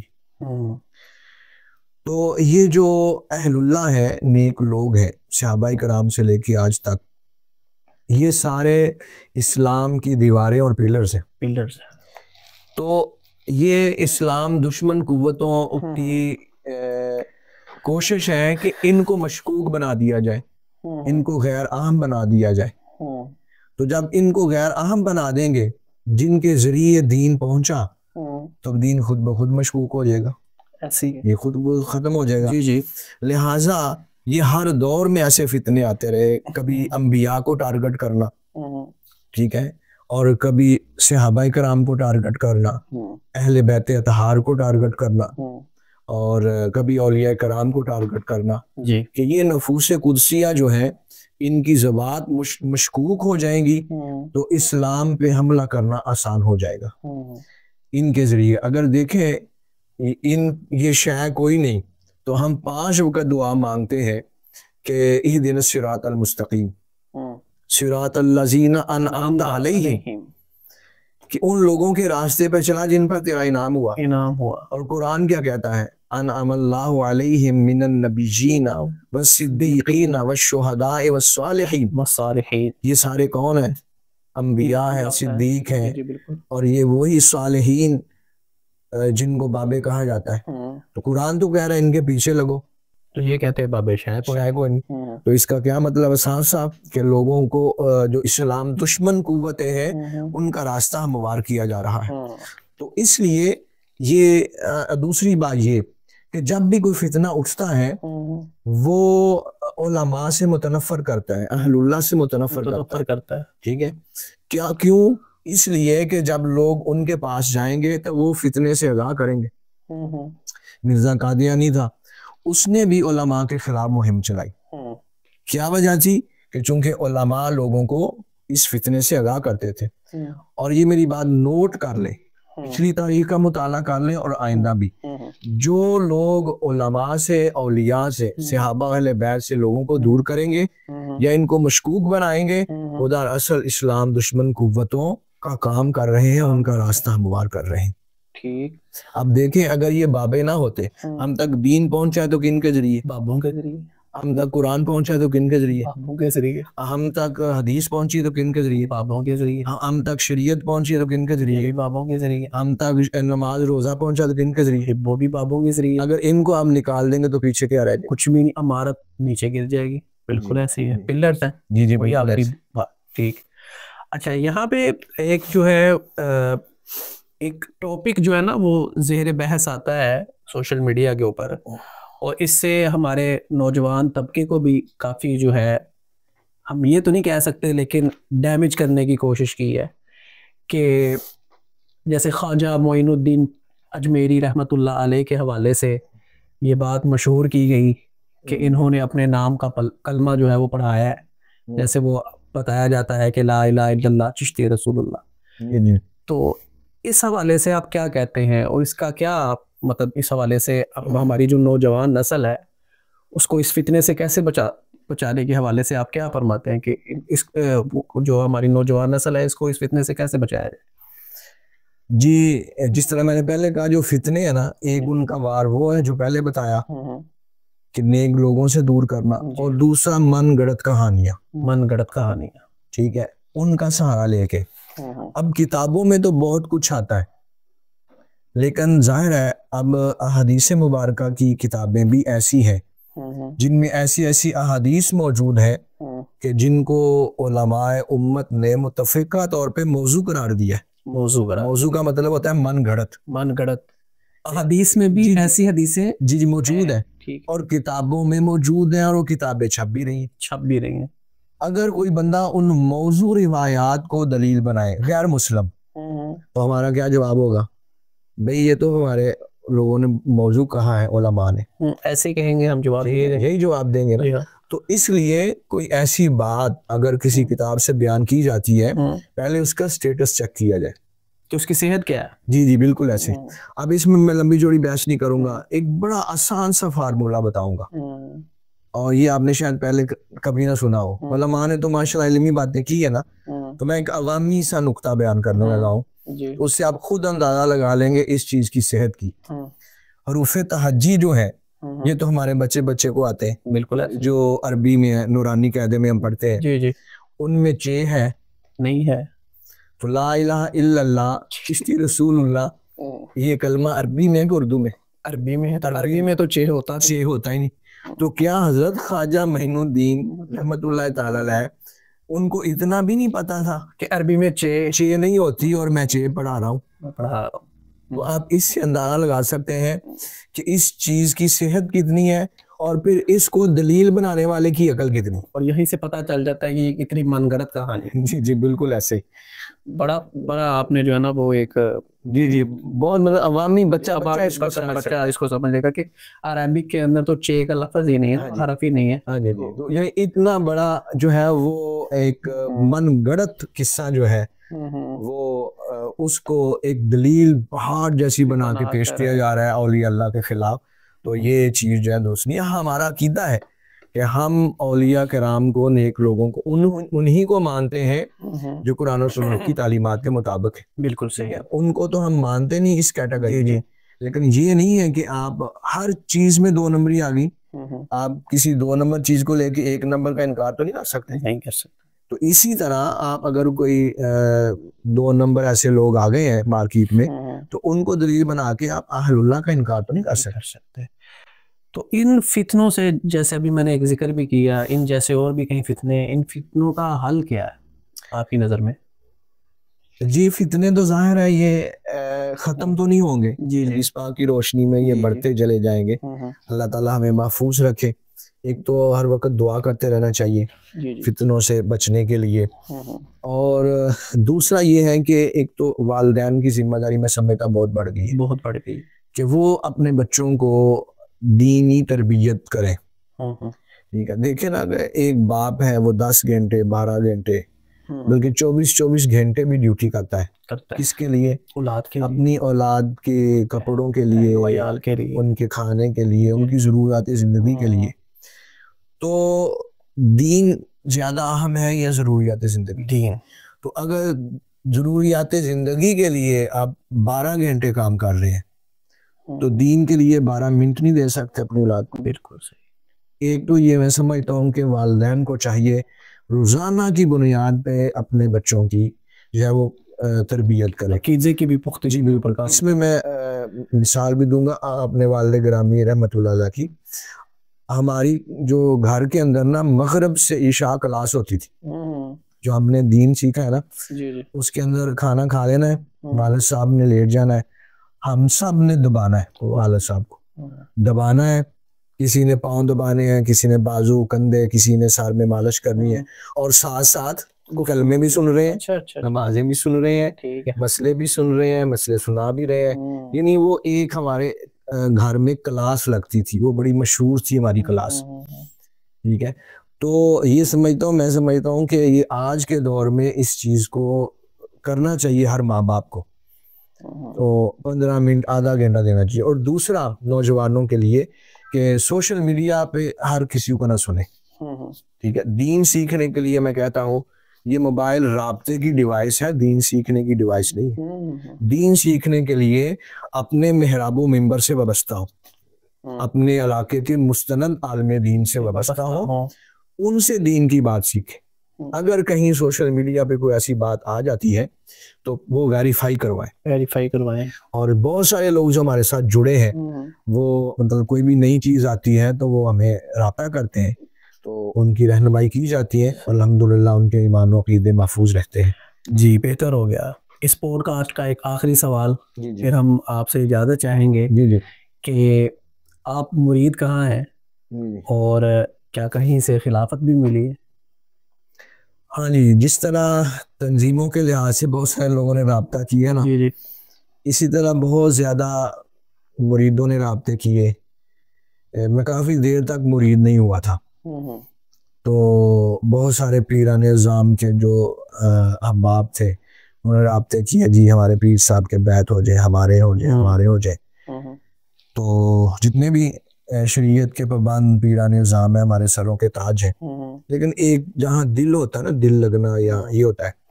میرا ذہن تھا کہ میں اپنے شیخ کریم استاذ مکرم حضور محدث عبدالوی رحمۃ اللہ علیہ کا مرید ہوں. زمانہ طالب علمی میں مرید اس لیے نہیں ہوگا کہ زمانہ طالب علمی میں چونکہ وقت وہاں ہی گزرتا تھا, تو سمجھتا تھا کہ کوئی بے ادبی نہ ہو جائے, زیادہ وقت گزرنے کے کوئی ایسا مسئلہ نہ ہو جائے. تو کہا کہ جب فارغ ہوں گے تو پھر انشاءاللہ مرید ہوں گے, لیکن وقت نے ساتھ نہ دیا, آپ وصال فرما گئے. پھر ابھی اسی سوچو بچار میں تھا, اور کافی لوگوں نے, پھر میں نے کہا کیوں نہ شرعی طریقہ اپنایا. جب میں